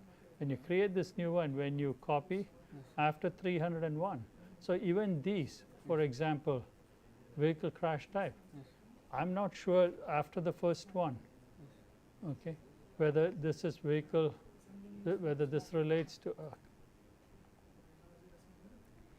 I don't know if that is for 36584. Let's go to vehicle table, and the second one was non-collision. But if you go to vehicle table, Actually, we hide it, sir. So it was no, but the second row here is ELDP. Okay. In your sheet, what is the second row? Second. So it's not the same crash. So that's what I kept telling you, that you have to match what is the unique field. So how can we match it? That I'm going to have you discover. Okay. If you look maybe 10-15 minutes maximum on Excel help, or look online how to match. If I did it for you, you won't learn. If you do it and don't learn, then tell me, I will help you.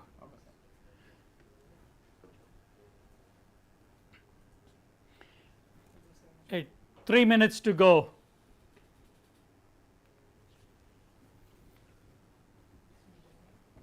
Oh, thank you, thank you. So it is having mode also. Online and offline, yeah. Thank you.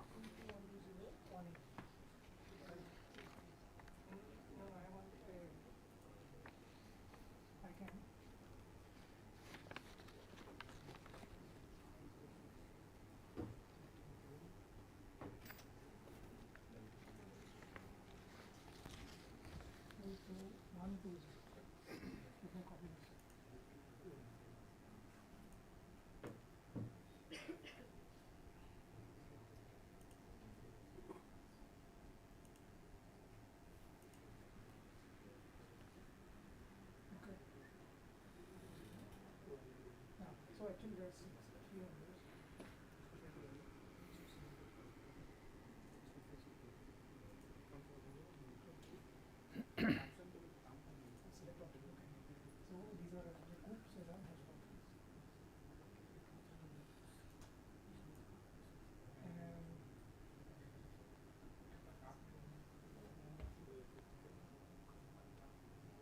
here 2 crashes happened.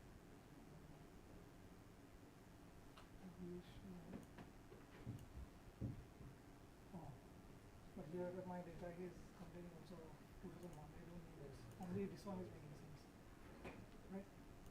Only this one is making sense.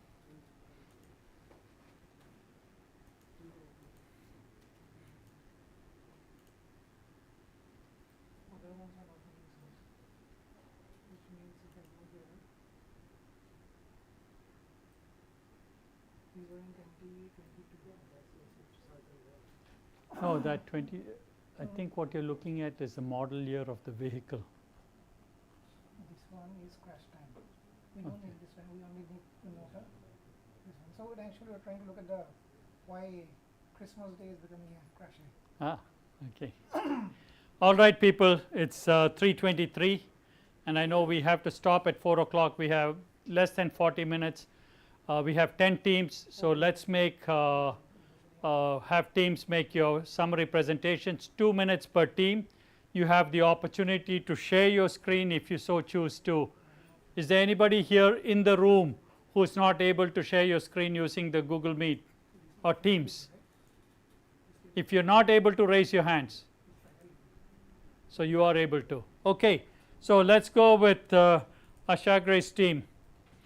Please introduce yourselves, and you have 2 minutes. Let me start my timer. You're on. Okay, we tried to basically Introduce your team. Yeah, our team is Crash Dummies. Okay, so we are using this data to use this crash data is the common denominator between these state-wise data and vehicle table. And our objective first was to ask the question, what was the influence of weather? Okay, so we created a pivot table. It's simple between yeah, pivot table between the fields that you see over here. Simple fields: crash number, crash date. We also use the crash time, but this was not of significance. What was significance to of was the fatalities. Was there any fatality, and was it because of the weather? So the weather conditions were one of them, and we found a clear pattern that of all the distribution of all the crashes, that is 37, the cloudy weather was the most contributing factor, most dominant. Rainy was also there.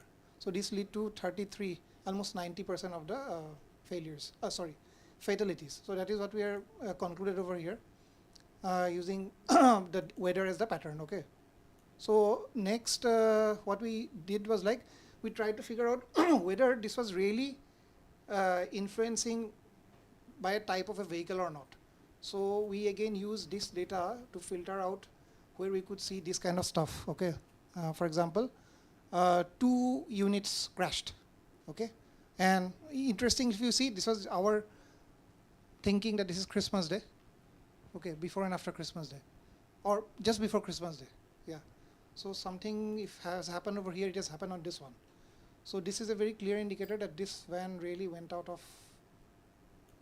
We used that filter itself. Okay. We really ran out of while negotiating a curve. So makes sense.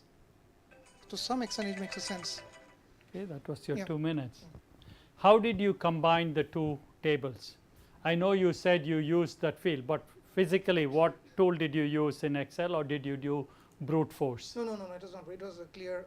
It was a clear use of the pivot table. It's a very pivot table. Pivot table is very. So this is how I correlated rows and columns. Okay, so how did you combine data from 2 different sheets in a pivot table? No, we didn't. We used this as our interpreter.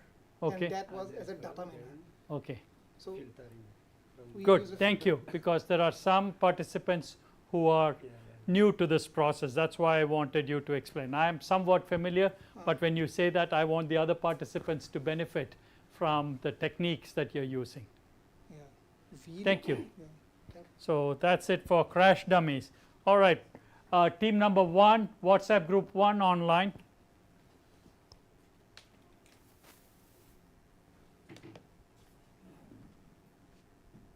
WhatsApp group. Tazim, are you not WhatsApp group 1?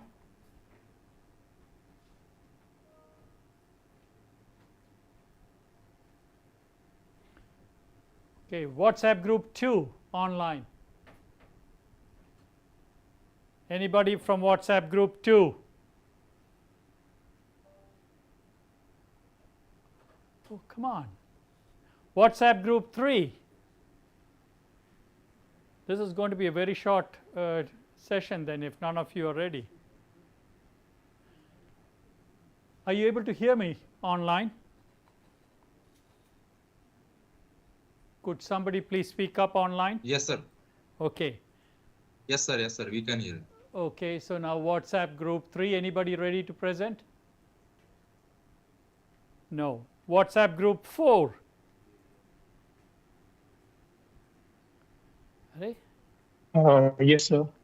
Okay, are you able to share your screen? Do you want to share your screen?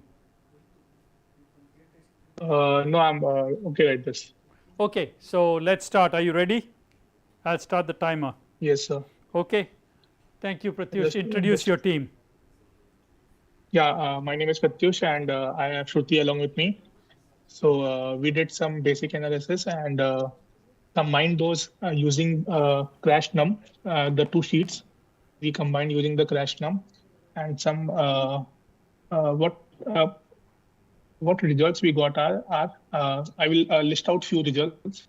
High crash areas are concentrated in urban regions and rural areas experiences fewer crashes, but they are more severe and have a high fatality rate.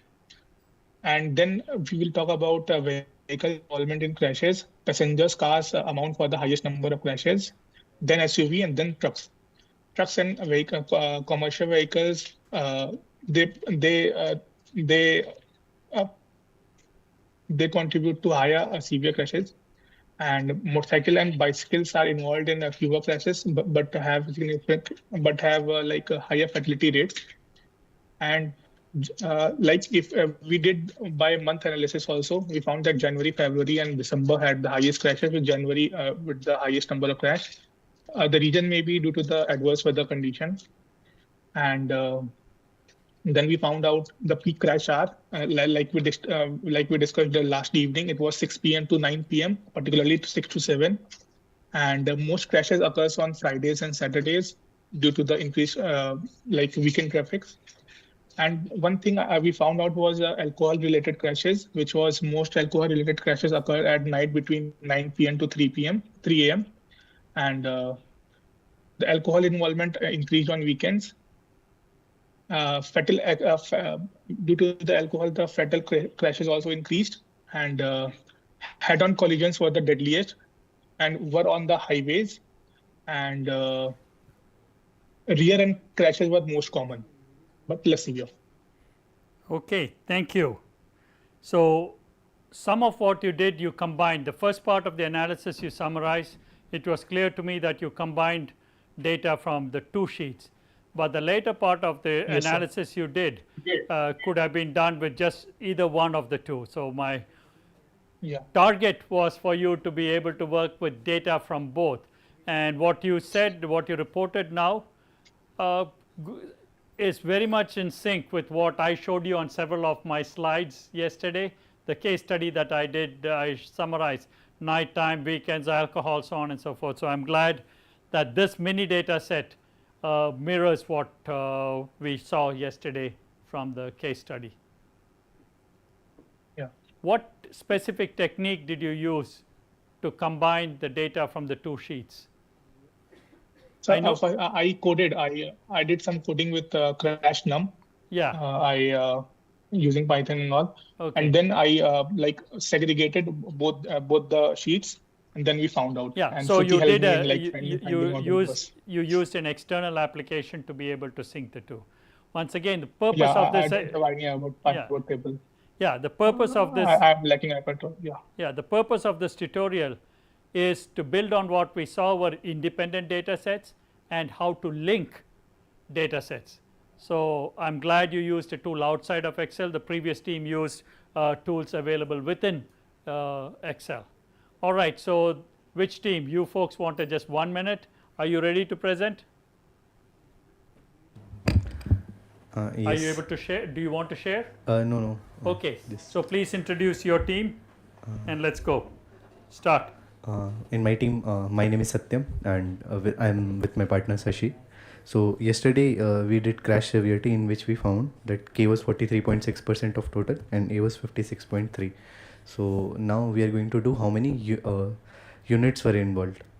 So when we saw, first I'll talk about only of A. 1 unit was 109, 2 was 49, 3 was 9, 4 units were 1, 5 units were 1, and like the range was from 1 to 6. Similarly, I did for A and K, and then I found out what percentage was there. There were many blank values also when we combined from both the first sheet and the second one. So when we found out that in A, the percentage was 21.89, 9.84, 1.81, 0.2, 0.20. That's the number of vehicles involved in the Yes. crash. Okay. Similarly for K, it was 15, 8, 2.2, 0.6, 0, 0.2. So we can say that as more number of vehicles are there, percentage decreases. And there were many blank values also. So they differed from 23, 11, 3, 1, 0.4, 0.2. So this is what we found out when we combine crash severity with unit numbers involved. Okay, did you do any other analysis? No, that is okay. If you didn't do, Yes. I'm not. No. So what technique did you use to link the two data sets? Simply, we combined crash severity and unit numbers involved. I already had the pre-existing crash number. So Yeah. with that, I found out. But today you did not merge the two data sets. You took the results from yesterday and then you did the analysis separately today. Yes. Yeah, but my challenge to you was to try to merge the two. Yes. Okay, good job. Online, team number 5, are you ready?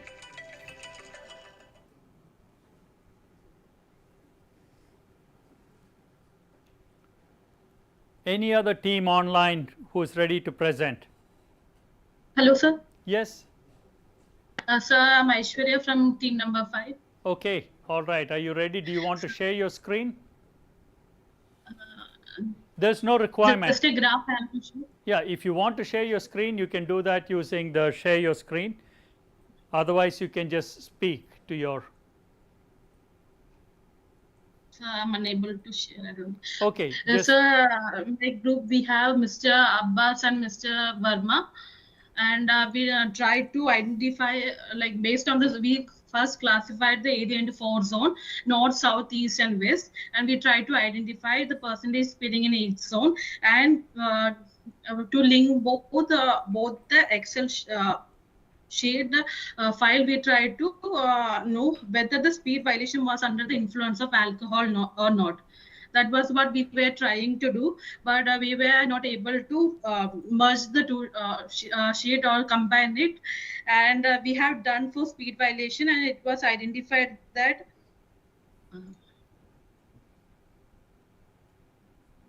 Yes, Aishwarya, you're gone silent. What did you find for speed violation? Sir, is my screen visible? Like, I don't. Yes. Excellent. Okay.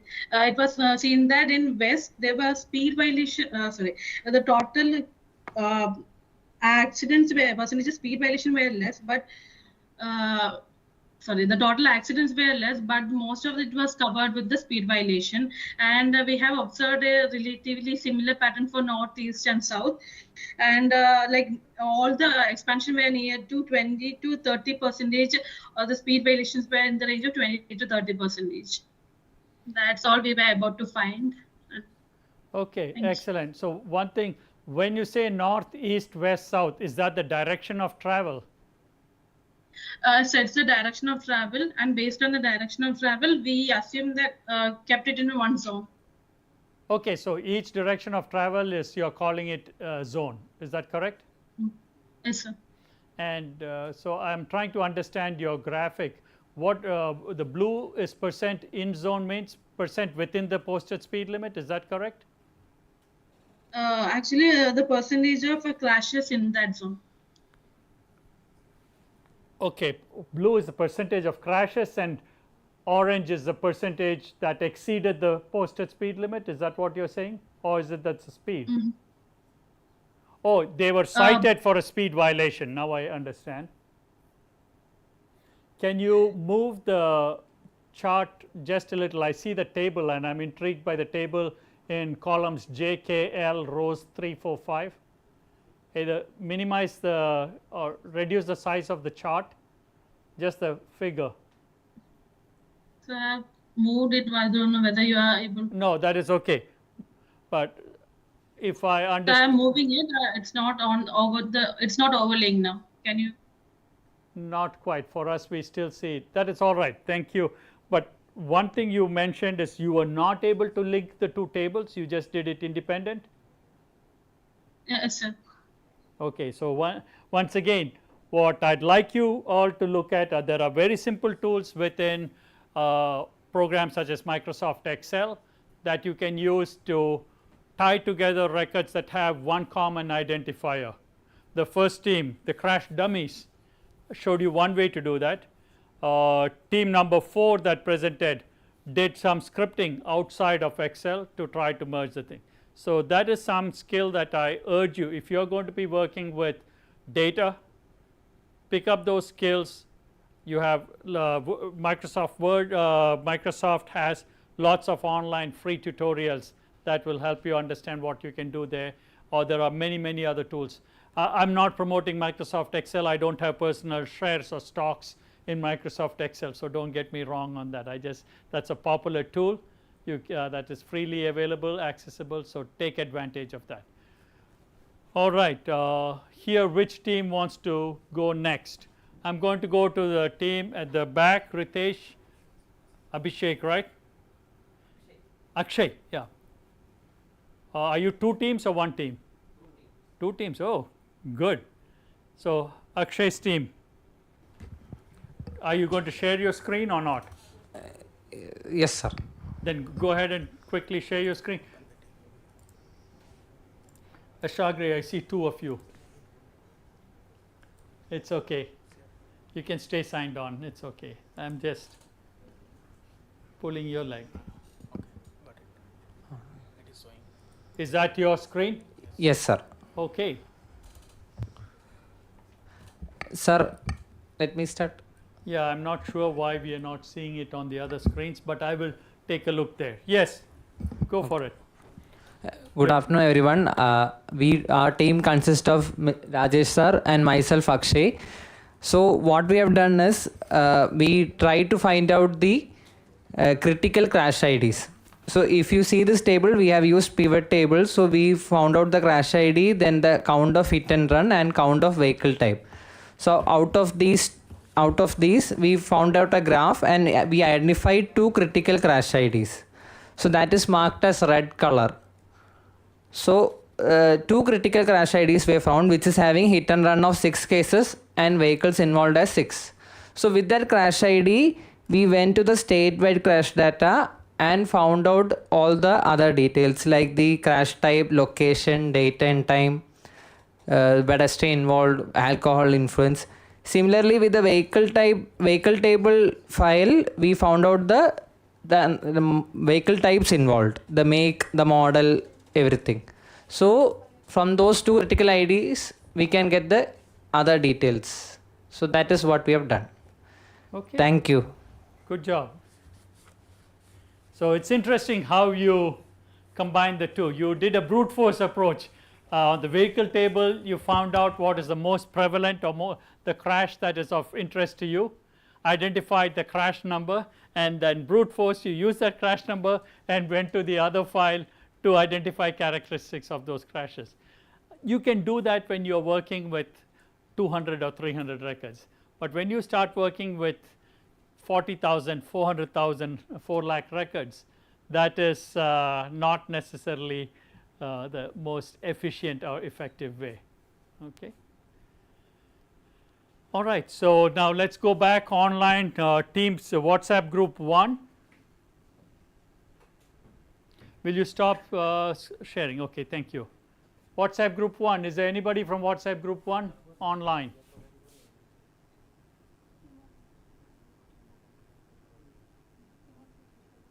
Nobody present. Okay, WhatsApp group 2, anybody present?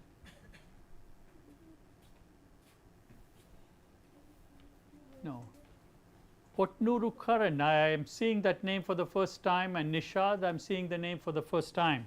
Would you please introduce yourselves? Are you here? Oh, okay. Thank you. All right, so I am going to go to the room, so I will have your team make the presentation. And you need to start by introducing your team. Let me know when you're ready.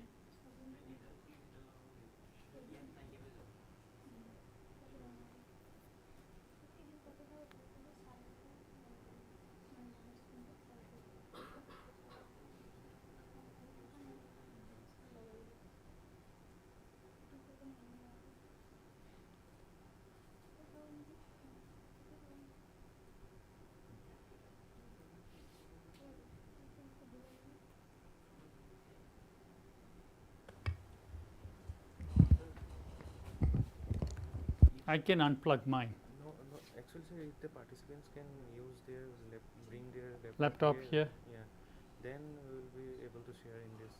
Okay. So why don't you just come here? He wants you to use, bring your computer here. We will connect it with HDMI.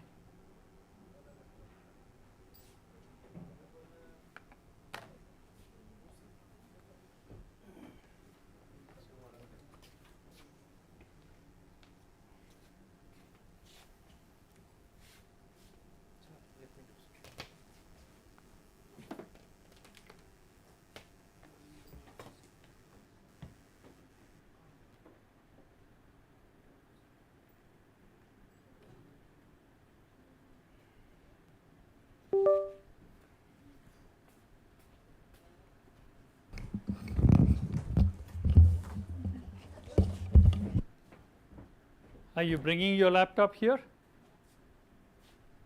That's what he wants you to do. Is only then he can show it. Oh, it is already there. क्या जादू किया आपने?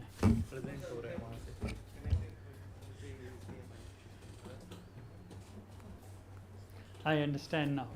I'm just giving them credit for magic. All right, so are you ready? I'm going to start the timer. Start. Good afternoon, sir. So my team is Team Nishad. So firstly, we did. Introduce yourselves. Okay, so my name is Nishad, and he's Rohit, and she's Arshita. So like, firstly, we segregated the number of vehicles and number of crashes involved with the number of vehicles. So we got to know that more number of crashes involve less number of vehicles, and we also did this lane distribution, like in which lane which lane included the more number of vehicles. So we got to know that lane 1 included the more number of vehicles, which is 47.5%, and lane 5 included less number of vehicles, which is 0.8%. And we did this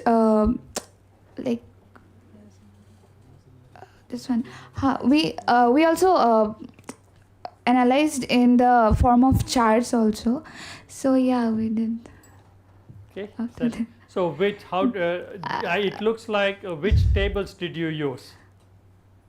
From statewide. Yeah, from both the sheets actually. But how did you link them? It was not evident to me how you combined the two.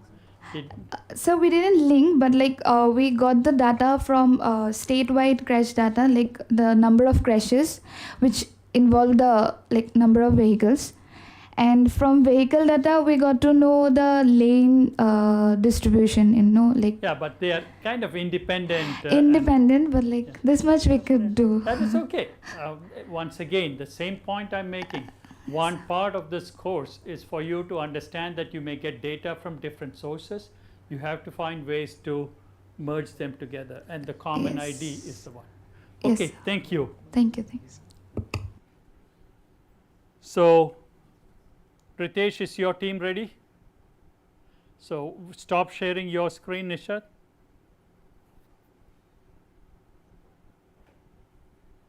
and I'll let Ritesh then take over. Ritesh.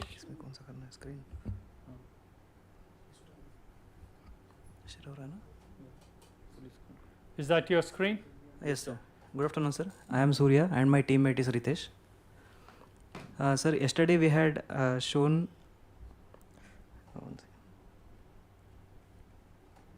road surface type versus crash severity, whether is it injury or fatal.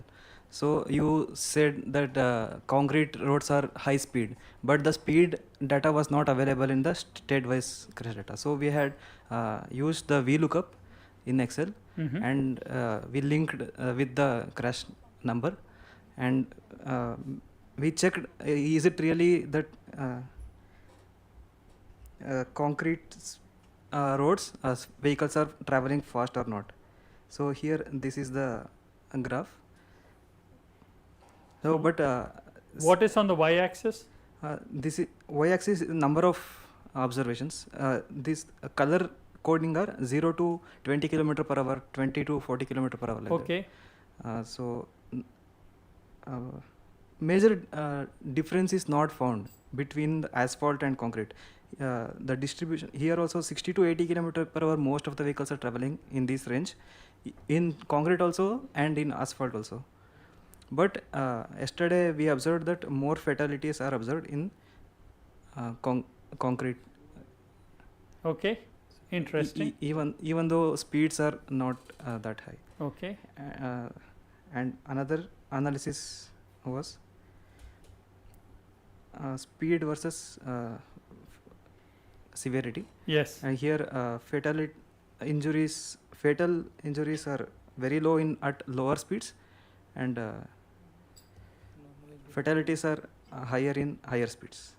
As speed increases, we can see the proportion shifting towards other side. Yeah, but on the y-axis it is a count of crashes, right? Not a percent. No, yes. Count, yes. Anything else? No, sir. These two analyses we have done. Okay. Thank you, Surya and Ritesh. So the question here I have for you is on the concrete versus asphalt that you were showing.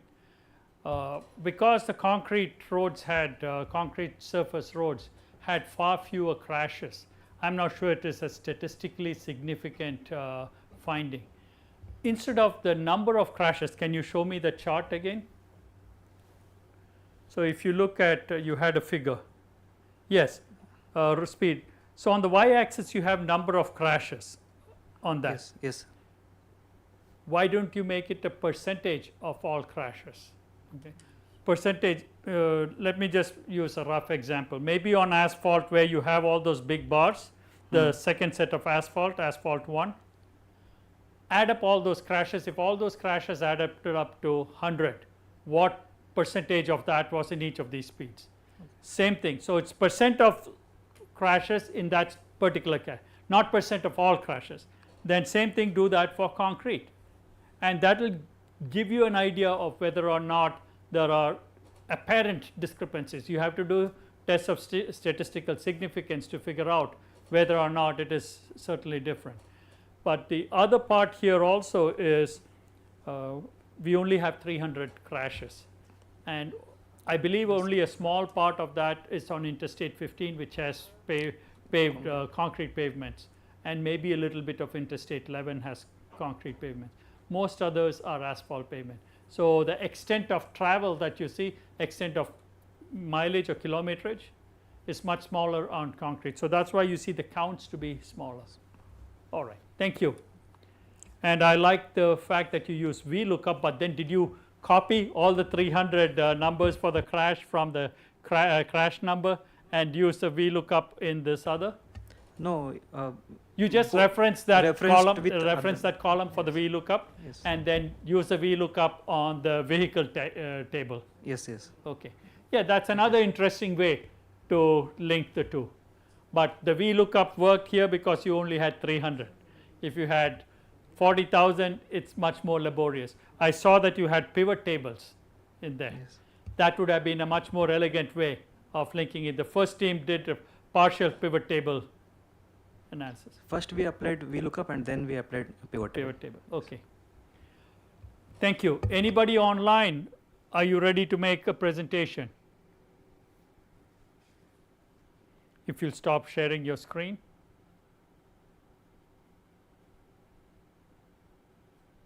No, okay, not hearing anybody online. We have one more team here in the room. You folks are not ready. Okay. Actually, we tried with the traditional formatting. That's okay. That is okay. I want you to work. The big part of this is to work. So I told you I'll wrap up at 4. I know some people have other constraints at 4. So let me talk about a few observations based upon your presentations yesterday and today. I mentioned this yesterday. When you ask a question, look at what actionable thing are you addressing. Daylight versus nighttime, yes, it is good to figure out where it is happening and then tying it to whether it is rural locations or urban locations. So now if you find that the nighttime crashes are disproportionately high compared to daytime crashes, maybe lighting is better. But then is it practical to provide lighting on long stretches of rural roads versus were they at intersections? So try to go down to 1 or 2 levels of thinking as to what question you are answering. Direction of travel, I know one of the teams mentioned north, south, east, west. It is okay for a theoretical exercise perspective, but if you are looking at a particular small area where you may have issues, I can understand that. But otherwise, what actionable question are you answering by looking at the north, south, east, west? The other example that many of you used were multi-vehicles. How many vehicles, how many crashes for involving 1 vehicle, 2 vehicles, 3 vehicles, up to 6 vehicles.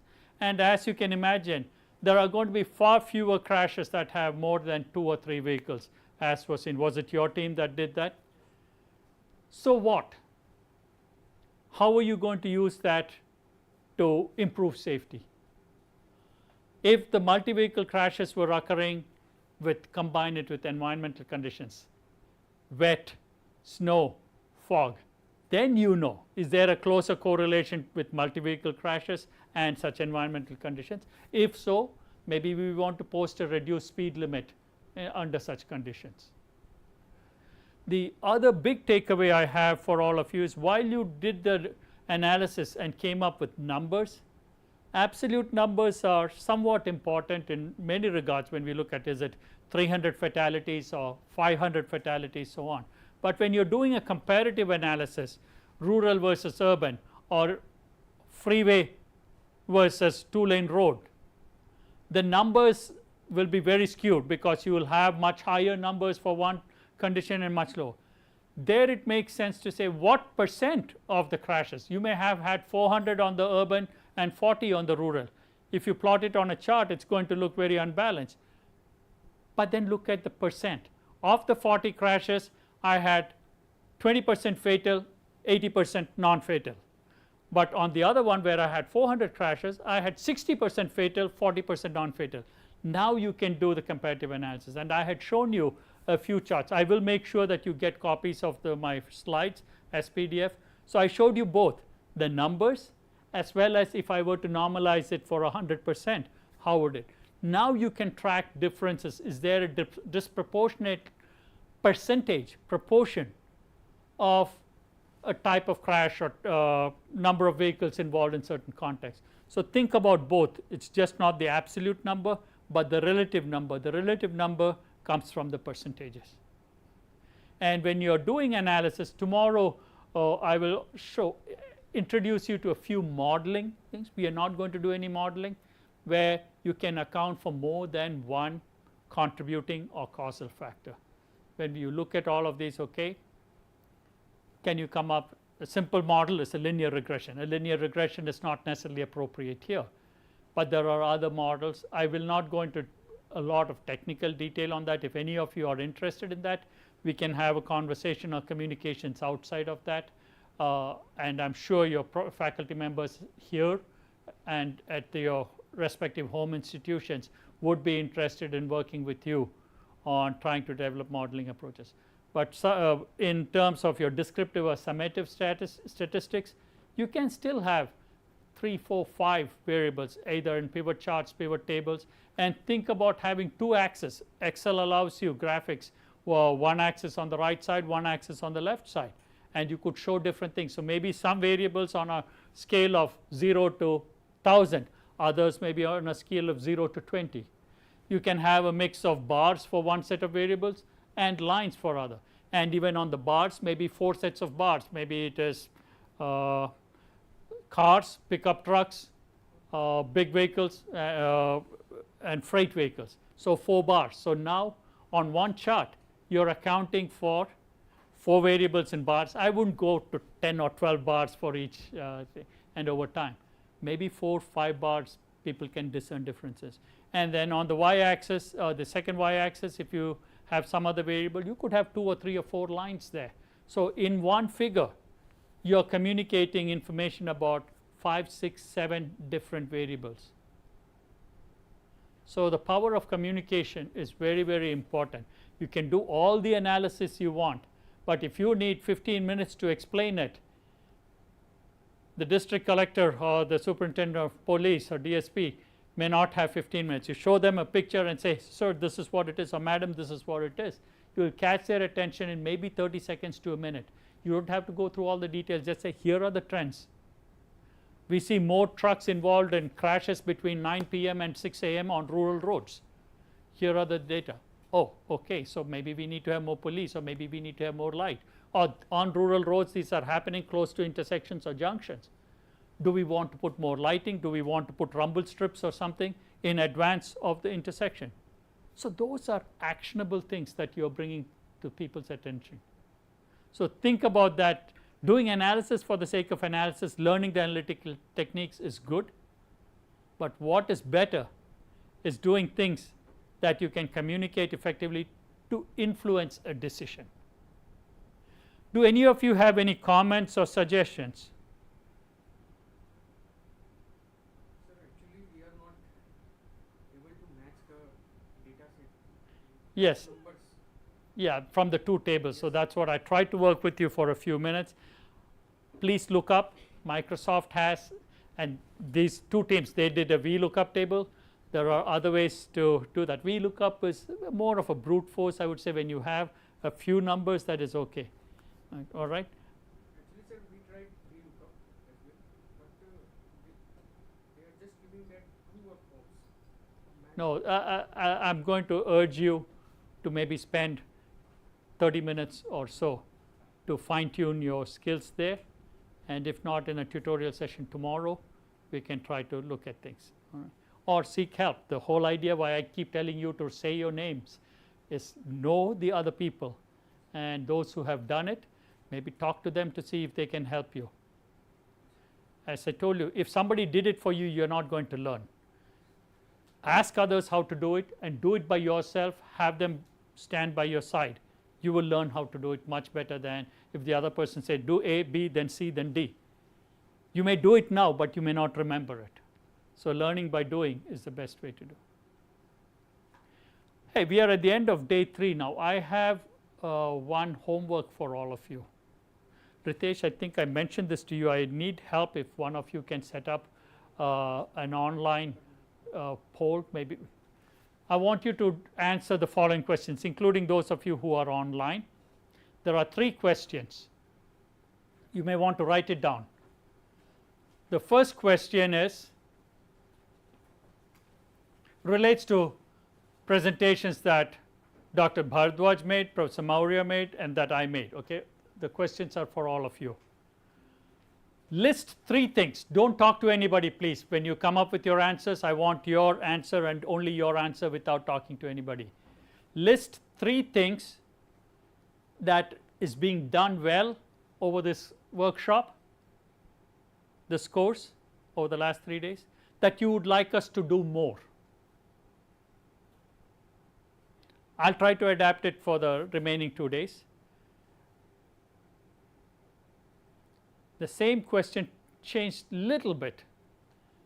List 3 things that we are doing that you don't particularly like, or you would like us to do less of or not do.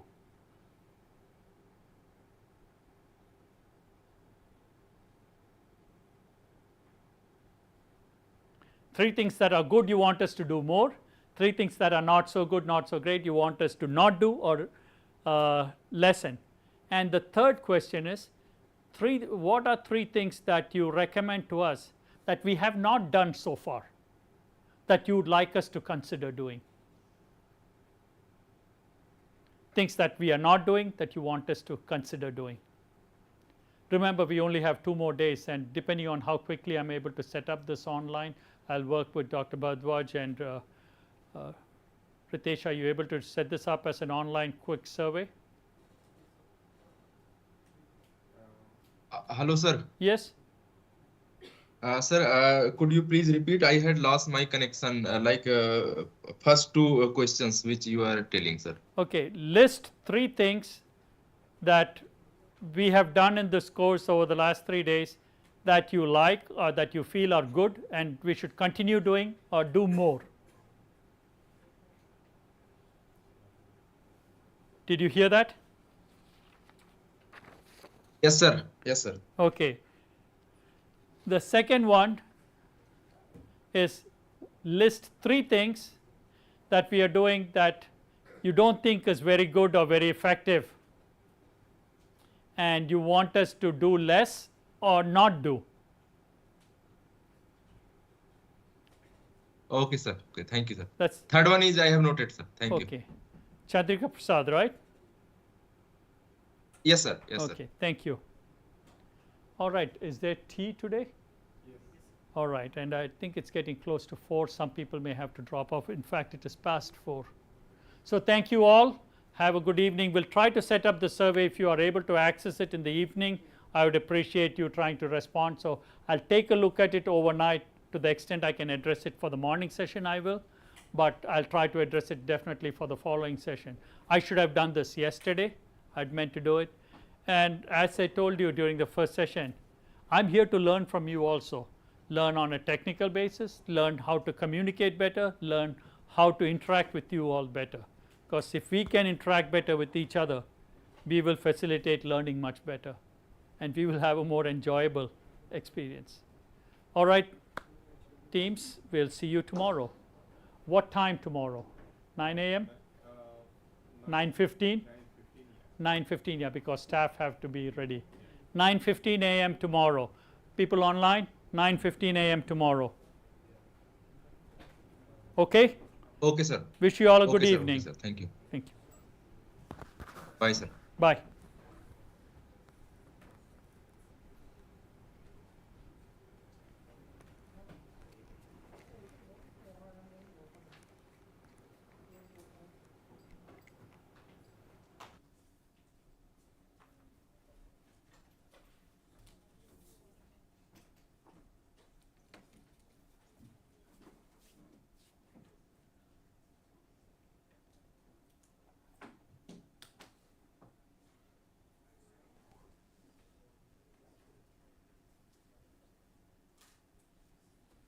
Take a look at Microsoft Help.